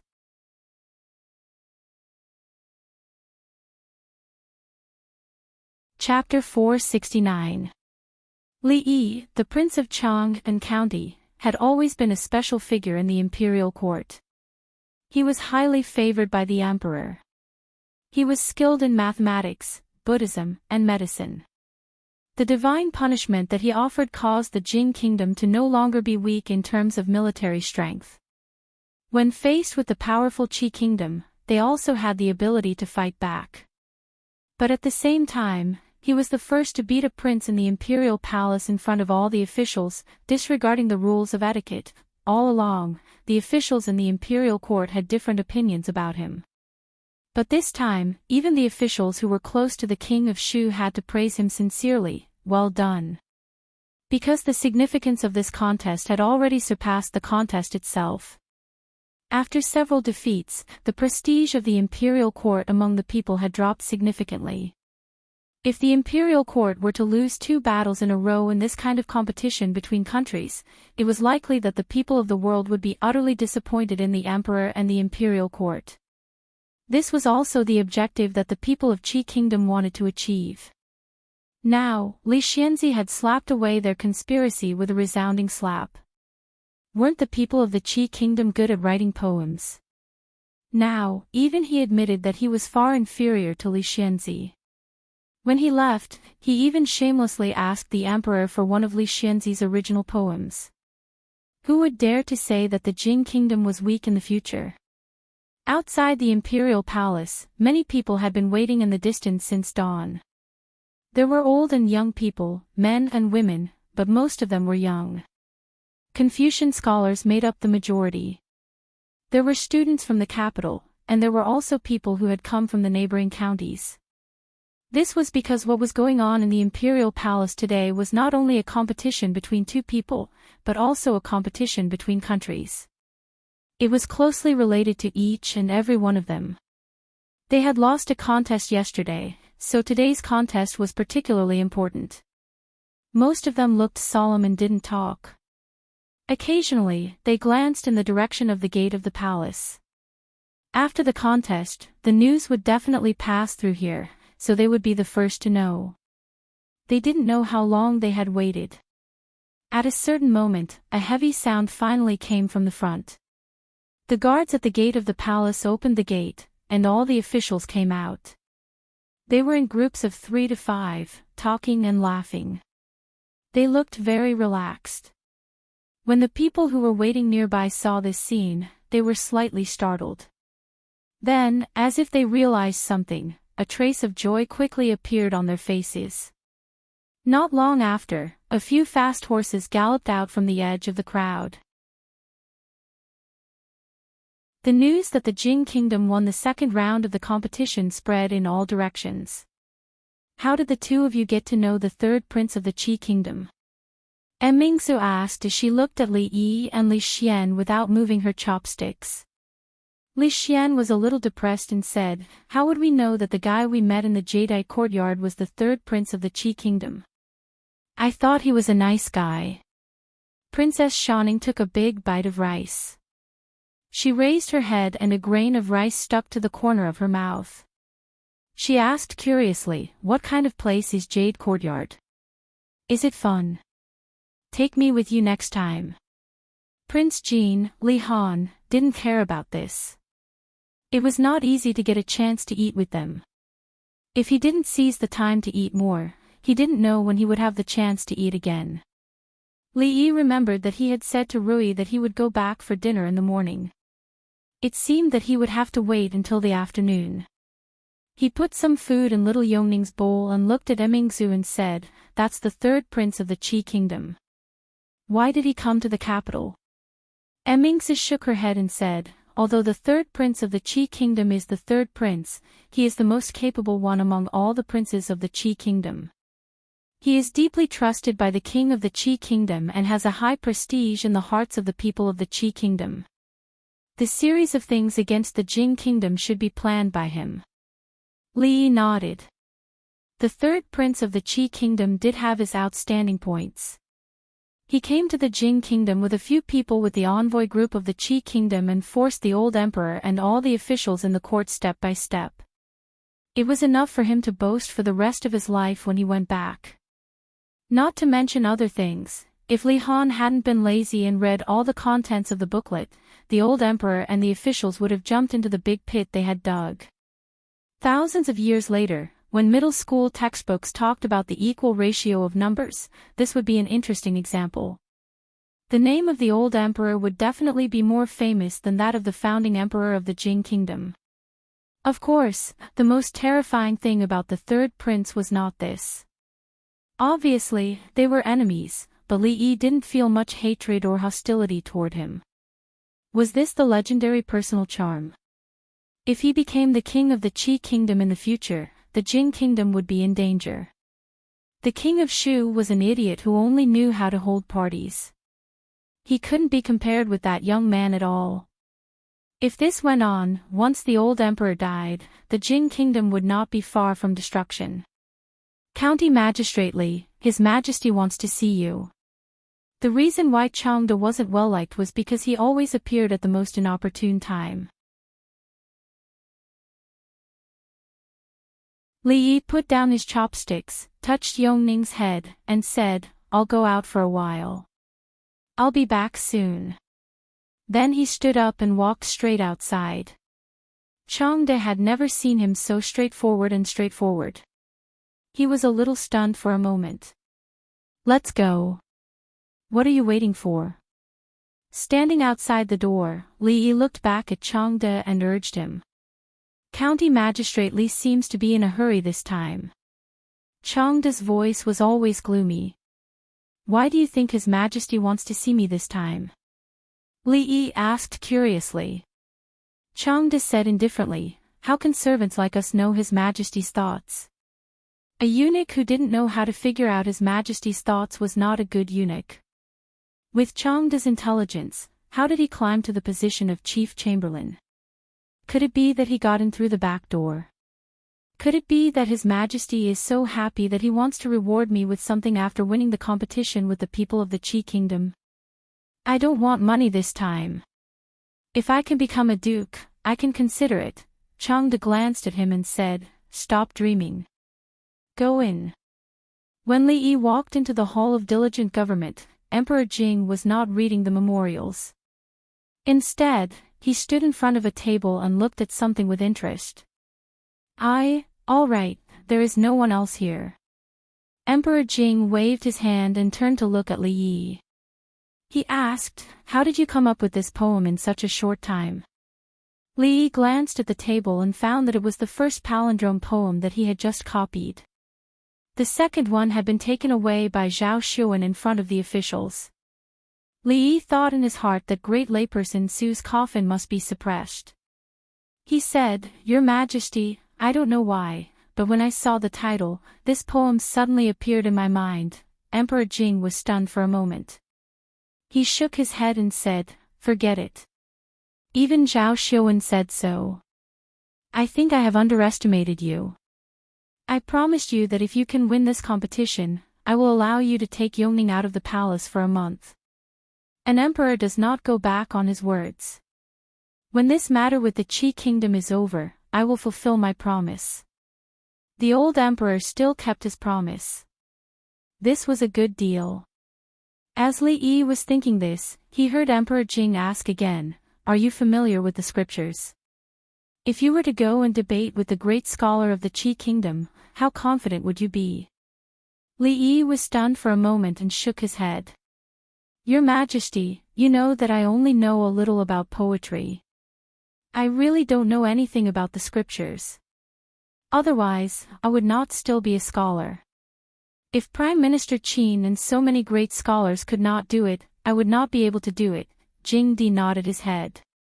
He was just asking casually.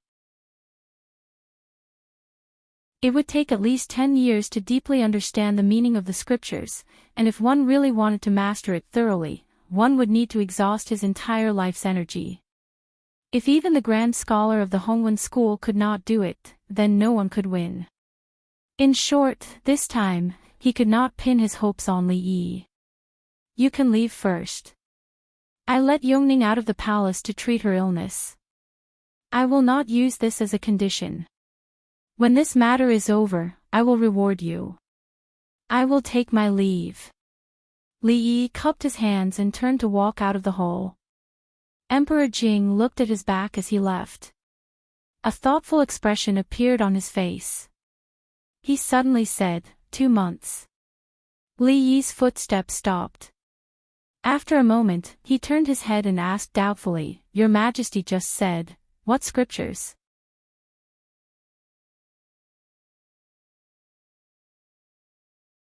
Chapter 470. The so-called debate of the classics is to use the scriptures as the topic. 2 people ask questions and 1 answers. The questions are all from the Confucian classics, and the person being asked has to explain the meaning within. These classics include but are not limited to the 13 classics.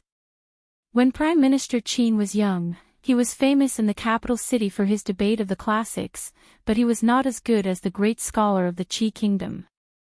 If you want to win, not only do you need to memorize the meaning of these classics, you also need to have your own understanding. Really 2 months? Li Yi asked again with some uncertainty. An emperor does not joke.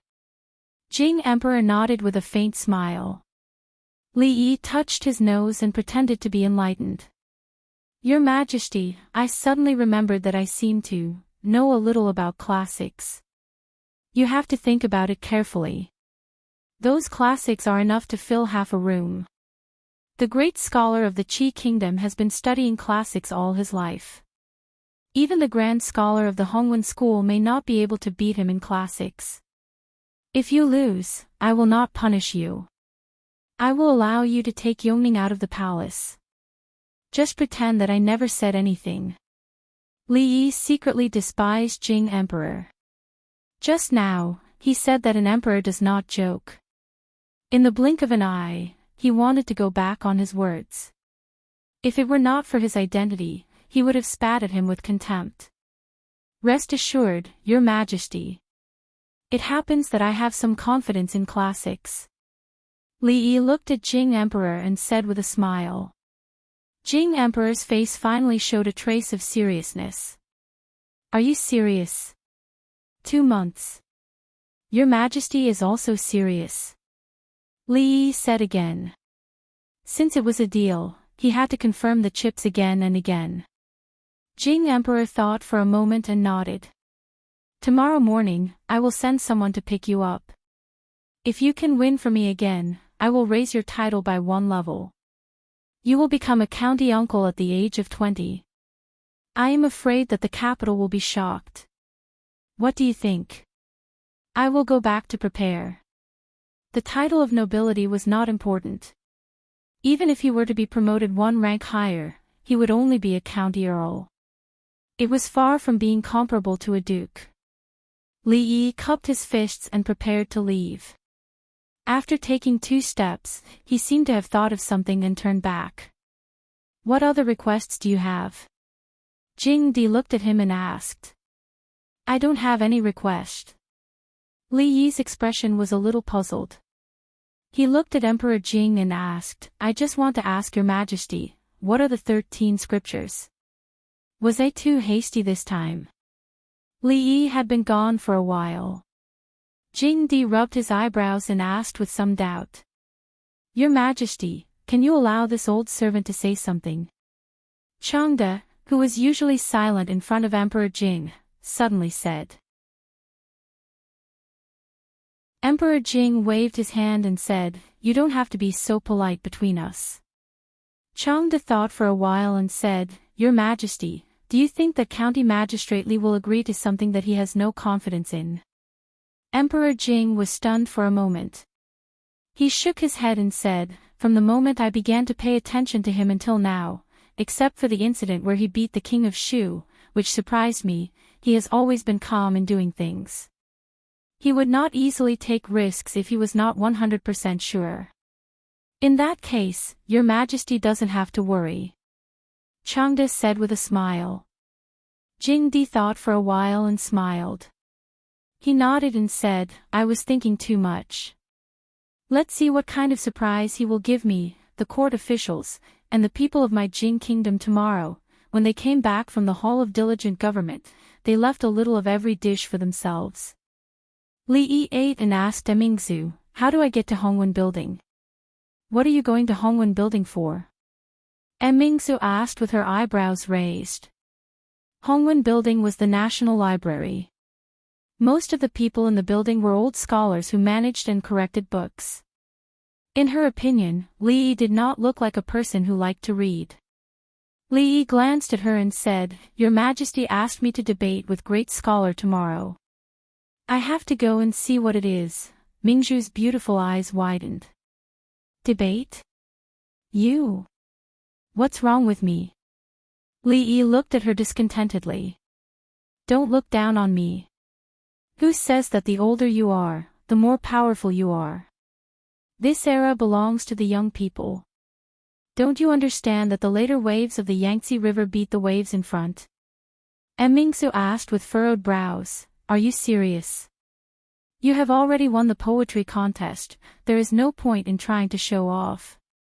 Do you think you are better than Prime Minister Qin and Grand Scholar Zhou when it comes to the interpretation of the scriptures? Li Yi snorted, You will know how good I am in the future. Mingzu looked at him, a suspicious expression on her face. It was not his style to debate the interpretation of the scriptures with great scholar sect for no reason. She looked at Li Yi and asked, What benefit did my father give you? Li Yi put down his chopsticks and sighed. He looked at her and said earnestly, What benefits can there be? As a citizen of the Jing kingdom, you must always take the rejuvenation of the country as your responsibility. How can you disregard the honor and disgrace of the country? You must be able to stand up for the country at critical moments. Even if you have to sacrifice yourself, you will not hesitate. Did my father agree to promote you to a higher official rank? Mingzu asked again. Not a higher official rank, just a title. The Hongwen Building was the place where the officials of the imperial court retired, so it had always been a leisurely place. Besides a few old scholars, there were only some servants who did the chores here. Once in a while, some young officials who were disliked would be transferred here. Soon after, they would either resign or find a way to be transferred to another place.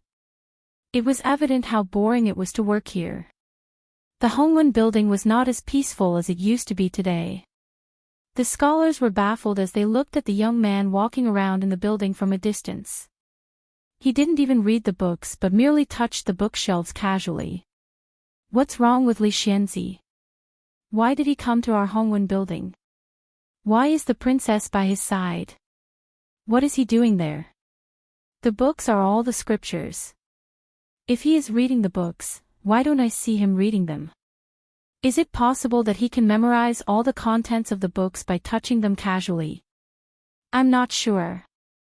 It's said that this Li Xianzi suffers from some kind of hysteria. It looks like the rumor is true. We shouldn't provoke him, otherwise, thinking of the miserable fate of the king of Shu, the scholars immediately retreated more than 10 steps. What are you doing? Mingzu, who was standing beside Li Yi, couldn't help but ask, what are you doing? You don't understand. The competition is tomorrow, so I need to familiarize myself with it today. As Li Yi spoke, he picked up another book. At the same time, a book appeared out of thin air on the bookshelf in his mind. Li Yi put down the book and picked up another one. Familiarize, familiarize. Li Mingzhu looked at him and shook her head helplessly. No matter when or where, he always did things out of the blue, and no one could guess what he was thinking. However, looking at his appearance, it seemed that he was already confident of winning the competition tomorrow. Mingzu shook her head and didn't think too much about it. Thinking that he wouldn't finish in a short while, she simply walked out of the hall and waited. The Hongwen building was unusually quiet. Only a few footsteps could be heard from time to time. However, outside the imperial palace, the people in the capital city were already boiling because of a certain piece of news. Li Xianzi had defeated the Qi kingdom in the poetry competition today and won back some ground for the Jing kingdom, which made the people in the capital city heave a sigh of relief. The 2 poems he composed in the Golden Hall had already been posted. When the palindrome poems, which could be read vertically and backwards, were published, it not only blinded the eyes of countless people, but also made countless scholars exclaim in admiration. It turned out that poems could be composed in this way. In addition, some gossip that people took delight in came out from various brothels in the capital city. For example, Zhao Xiuwen of the kingdom of Qi, who was known as the best poet in 1,000 years, did not even manage to compose a poem today. The moment he saw Li Xianzi's poem, he immediately admitted defeat and admitted that he was ashamed of his inferiority. He even asked for Li Xianzi's poem manuscript back. Of course, some people also revealed that Zhao Xiuwen was actually one of the admirers of Li Xianzi's poems. He carried Li Xianzi's poetry collection with him and could only fall asleep after reading Li Xianzi's poems several times at night. For the people in the capital city, what could be more satisfying than winning today's competition? Of course there was. That was, they not only had to win, but they had to win beautifully. They had to win so that the people of the Qi kingdom would be convinced.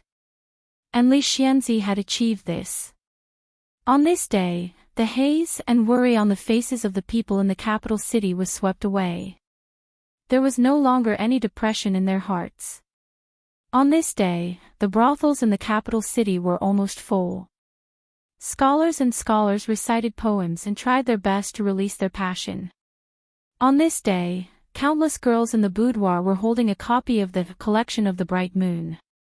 They copied the latest poem, the Duanwu of the Huanxi Sha, and their faces were flushed as they recited the words, "Beauty meets for 1,000 years." On this day, Li Yi, the county magistrate of Chang'an, became famous in the capital city.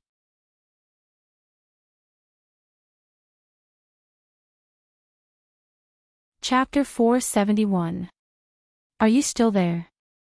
In the backyard of the Jade's courtyard, Fong was squatting on a stone. He hadn't heard any sound for a long time, so he asked.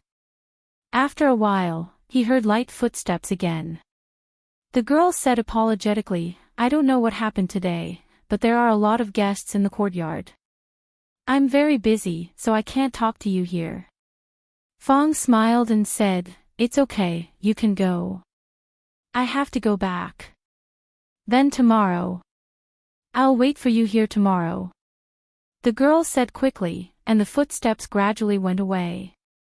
Fong stood up, patted the dirt on his butt, and went back to the street. When he passed by the butcher's shop, he remembered that his wife liked to eat high-quality pork belly. She had been talking about it for several days.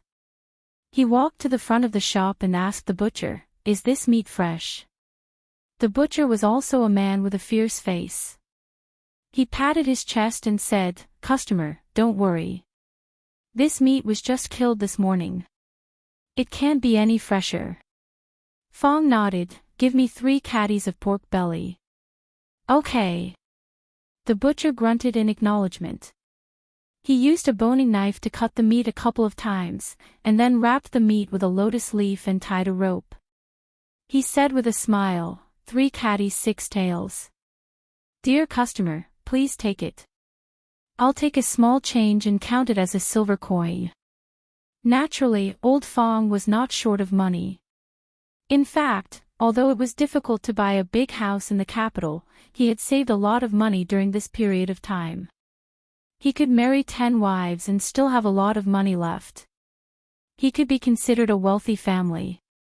However, when he touched his waist, he realized that he had left in a hurry this morning and did not bring a single coin with him. The butcher saw this and guessed that he didn't bring money. He smiled and said, Customer, did you forget to bring money? It's okay. You can take the meat first. You can pay for it next time. Fong smiled and asked, Aren't you afraid that I'll go back on my words? The butcher laughed and said, That won't do. You come here every day, and I don't think you're that kind of person. Besides, I'm in a good mood today. If you really want to renege on your debt, I'll give this meat to you. You're just a butcher. What's there to be happy about? Is your wife pregnant? Old Fong took the meat and didn't refuse. He casually asked. Alas, I still haven't gotten my wife. The butcher sighed, and then thought of something else. Suddenly, a smile appeared on his face, and he said, But if you want to talk about this happy event, the whole capital is talking about it, and you don't even know about it. I'll have to tell you about it. Moreover, the people of the Qi Kingdom are extremely arrogant. They've been looking for trouble everywhere in the capital city. This time, they've even gone so far as to cause a ruckus in the imperial court. A moment later, Fong was shocked. Isn't Li Xianzi referring to my son-in-law?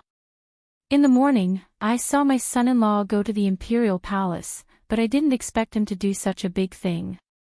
Even the butcher on the street knows about my son-in-law's deeds. After taking the meat and leaving, Fong didn't go home directly. There was a brothel nearby, and he planned to borrow some money from an acquaintance to pay for the meat. Master, please slow down. Outside a brothel somewhere in the capital city, a pale-faced, frail middle-aged man was supported by a servant into the brothel. Master, let's go back. Those people. The servant opened his mouth with a troubled expression, but was interrupted by the middle-aged man with a wave of his hand. Don't worry. I can still bear this little curse. The middle-aged man's voice was a little hoarse, but his tone was unusually firm. Behind them, a man carrying meat walked into the brothel. He looked back and said, Your body is so weak. Why did you come to the brothel instead of resting at home? The servant in green was about to say something, but the man turned around and left after saying that. The master and the servant walked into the brothel and found a secluded place to sit down. As soon as they sat down, they heard several people talking around them. This Li Xianzi has really made our Jing kingdom proud. Yes, this time, let's see how arrogant the people of the Qi kingdom can be. Say, if Deputy Ma won yesterday, we won't have to play anymore. It's all that Ma Guy's fault. He's not good at chess, but he insisted on being a hero. Hearing these comments, the servant in green was indignant. The middle-aged man's face was a little gloomy, but he didn't say anything. At this moment, there was a sudden uproar in the crowd. The master and the servant looked up and saw an old man sitting on the table in front of them. Hey, old Jing, let's not talk about anything else today. Tell us how Li Xianzi won against the people of the Qi kingdom. Yes, that's it. The storytellers in the brothel not only told stories, but also talked about current affairs and court politics. After all, people in Jianghu and among the common people were all the people of the Jing kingdom, so they also had to care about the affairs of the court. In addition to gossip, there were many things that were closely related to them. The old man on the table smiled and pressed his hand down. Immediately, the noise below disappeared. Then he said, I believe everyone is very interested in the story of Li Xianzi's victory against the people of the Qi Kingdom. Naturally, I'd like to talk about it. But before that, I'd like to talk about the match yesterday. The pale-faced middle-aged man raised his head slightly. After a moment of silence, the audience immediately became noisy. A loss is a loss. There's nothing to say. Just talk about Li Xianzi. Why did you mention that Ma guy? That's right. Tell us about the match this morning. We can't wait. The middle-aged man involuntarily clenched his fists and his face became even paler. The old man on the table raised his hand again to stop the crowd. He said, of course, we have to talk about the incident of Li Xianzi. But there's a hidden story about yesterday's incident. Lord Ma was wronged for no reason and was reviled by the people of the capital city. I won't be happy if I don't talk about it. Hearing this, the servant in green was stunned. The middle-aged man suddenly raised his head and looked at the old man on the table. Hidden story. Hearing this, the crowd was also surprised. Obviously, it was the first time they had heard of it. What hidden story? Did the people of the Qi Kingdom play tricks in yesterday's match? Tell us, amidst the urging of the crowd, the old man slowly said, everyone thinks that Deputy Ma lost to the nameless old man of the Qi Kingdom, but they don't know that the nameless old man is known as the chess soul. He's the true #1 chess player of the Qi Kingdom. This time, he hit his name to deal a heavy blow to the morale of the Jing Kingdom. Even the chess saint, Bai Yu, was defeated by him. Who else could win? But since the people of the Qi Kingdom have issued a challenge, if no one steps forward, doesn't it mean that the Jing Kingdom has no one capable? Deputy Ma knew that he might not be able to win, but he still stepped forward at this time. Doesn't he know what kind of infamy he'll have to bear if he loses? But he still stepped forward. Because if even he cowers at the back, there's really no hope of winning this match. It's not terrible to lose. We'll win it back eventually. But if no one in the entire capital city takes up the challenge, how will the people of the Qi Kingdom mock our Jing Kingdom? The old man spoke with fervor and assurance. The brothel was extremely quiet. The green-clothed servant's face was filled with joy. The middle-aged man's face was abnormally rosy, and his hands were trembling slightly. Everyone's expressions changed from doubt to astonishment, and then to anger. Many of them even had expressions of deep shame on their faces. What? Is that true? That old man is actually so powerful. Pfft, I thought he was just an ordinary old man. Yeah, if no one steps forward, I'm afraid we'll be even more ridiculed. We've wronged Deputy Ma. Damn it, the people of the Qi Kingdom are so shameless. If that's the case, Deputy Ma. Sigh, I shouldn't have scolded him. No one doubted the authenticity of the old man's words. After all, although the brothel had opened not long ago, not only did it have exciting stories and plays, it had never made a big fuss about important matters. It was unlike other brothels that relied on making money by flaunting all kinds of untrue information. It could be considered a brothel with a conscience. After that, thinking about how they had scolded Deputy Ma for the past 2 days, the crowd naturally felt apologetic towards him. When this matter began to spread throughout the capital city, the crowd also learned of the truth of this matter through countless channels. The people of the capital city gathered in groups in front of the Ma mansion to apologize. The winds in the streets changed abruptly. Within a day, Deputy Ma turned from a national sinner to a national hero. The legendary story of Deputy Ma's fearless attitude towards power and admonishing the people to death was also widely spread in various brothels. Countless young imperial censors began to view Deputy Ma as their life idol. Of course, this was all a story for another time. At this moment, on a spacious street somewhere in the capital city, a middle-aged man's face was flushed with excitement.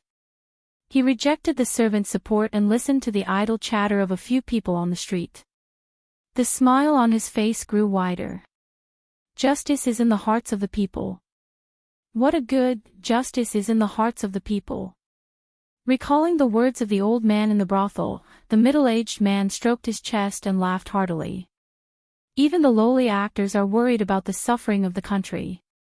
The imperial censors in the court should often come to these places. This way, they can absorb the public's opinion. As the imperial censor muttered these things in a low voice, in a brothel, a few storytellers sat on two sides of a long table. At the head of the table, Old Sun slowly said, "Storytelling is not only about telling stories. We need to live up to our conscience. We can't follow the crowd and be influenced by rumors. The more it is at this time, the more we need to spread the truth. This way, we can gain the trust of the customers. Your Highness, I don't know why, but within half a day, the winds in the marketplace have suddenly changed. I'm afraid our plan will have to be put on hold." In a luxurious courtyard in the capital city, a middle-aged man in a blue robe spoke respectfully to a young man standing in a pavilion with his hands behind his back. "It's fine. That matter was just a chess piece I made in my spare time. I don't know when it will be used. If it fails, then it fails. It doesn't matter."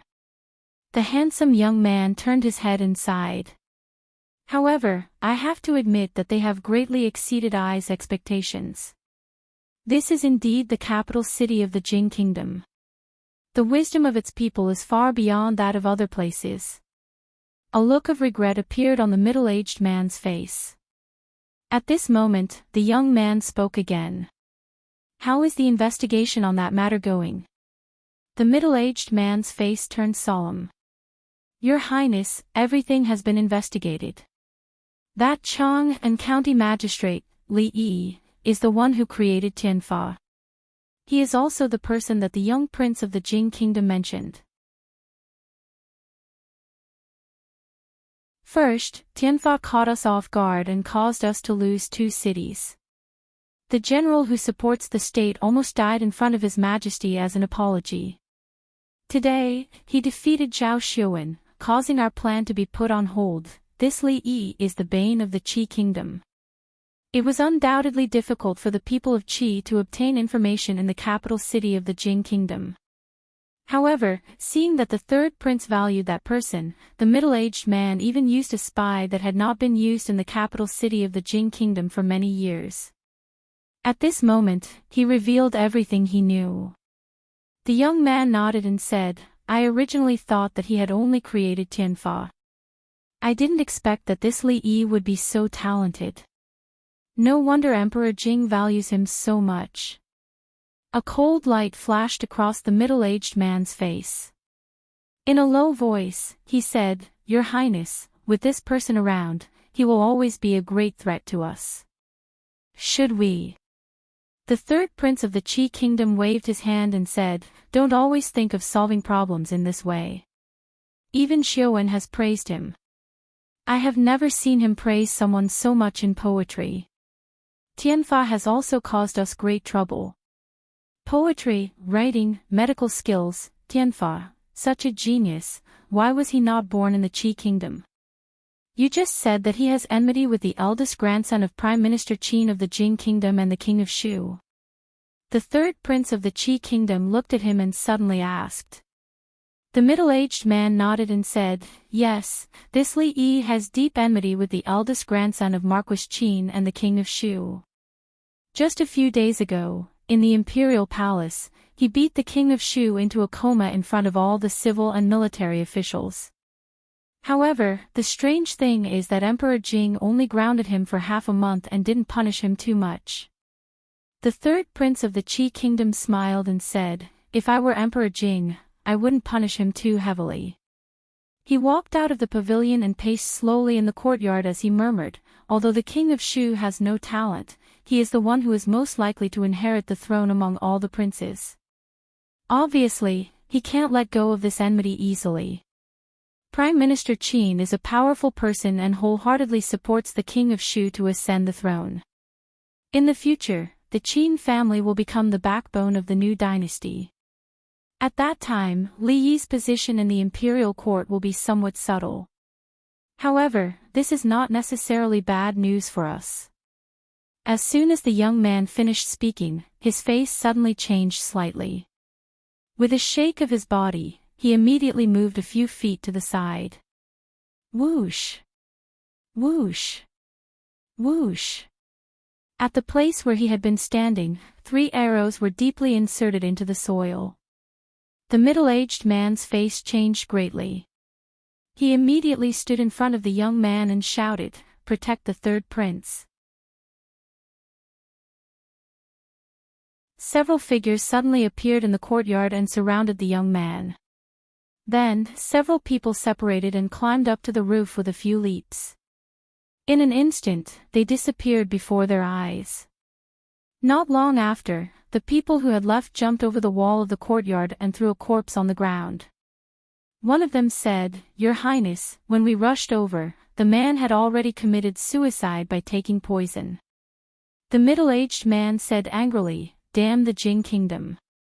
How could they do such a despicable thing?" "Your Highness, I will write a letter to His Majesty now." The young man waved his hand and squatted down. He pulled off the mask of the man in black. After looking at him for a moment, he took out an arrow from the quiver on his back. Seeing the blue light on the tip of the arrow, the middle-aged man's face changed greatly and cold sweat instantly soaked his back. The young man threw the arrow on the ground and clapped his hands. He looked into the distance and murmured, "Brother, are you so afraid of me?" You're tuning into the LoveLore Library YouTube channel. We're so grateful for your support, and don't forget to subscribe to join us on this incredible journey through captivating stories. Your generosity through donations truly makes a world of difference, as it's the primary source of revenue that allows me to expand and enhance this channel for you. Thank you from the bottom of my heart for being a part of this adventure.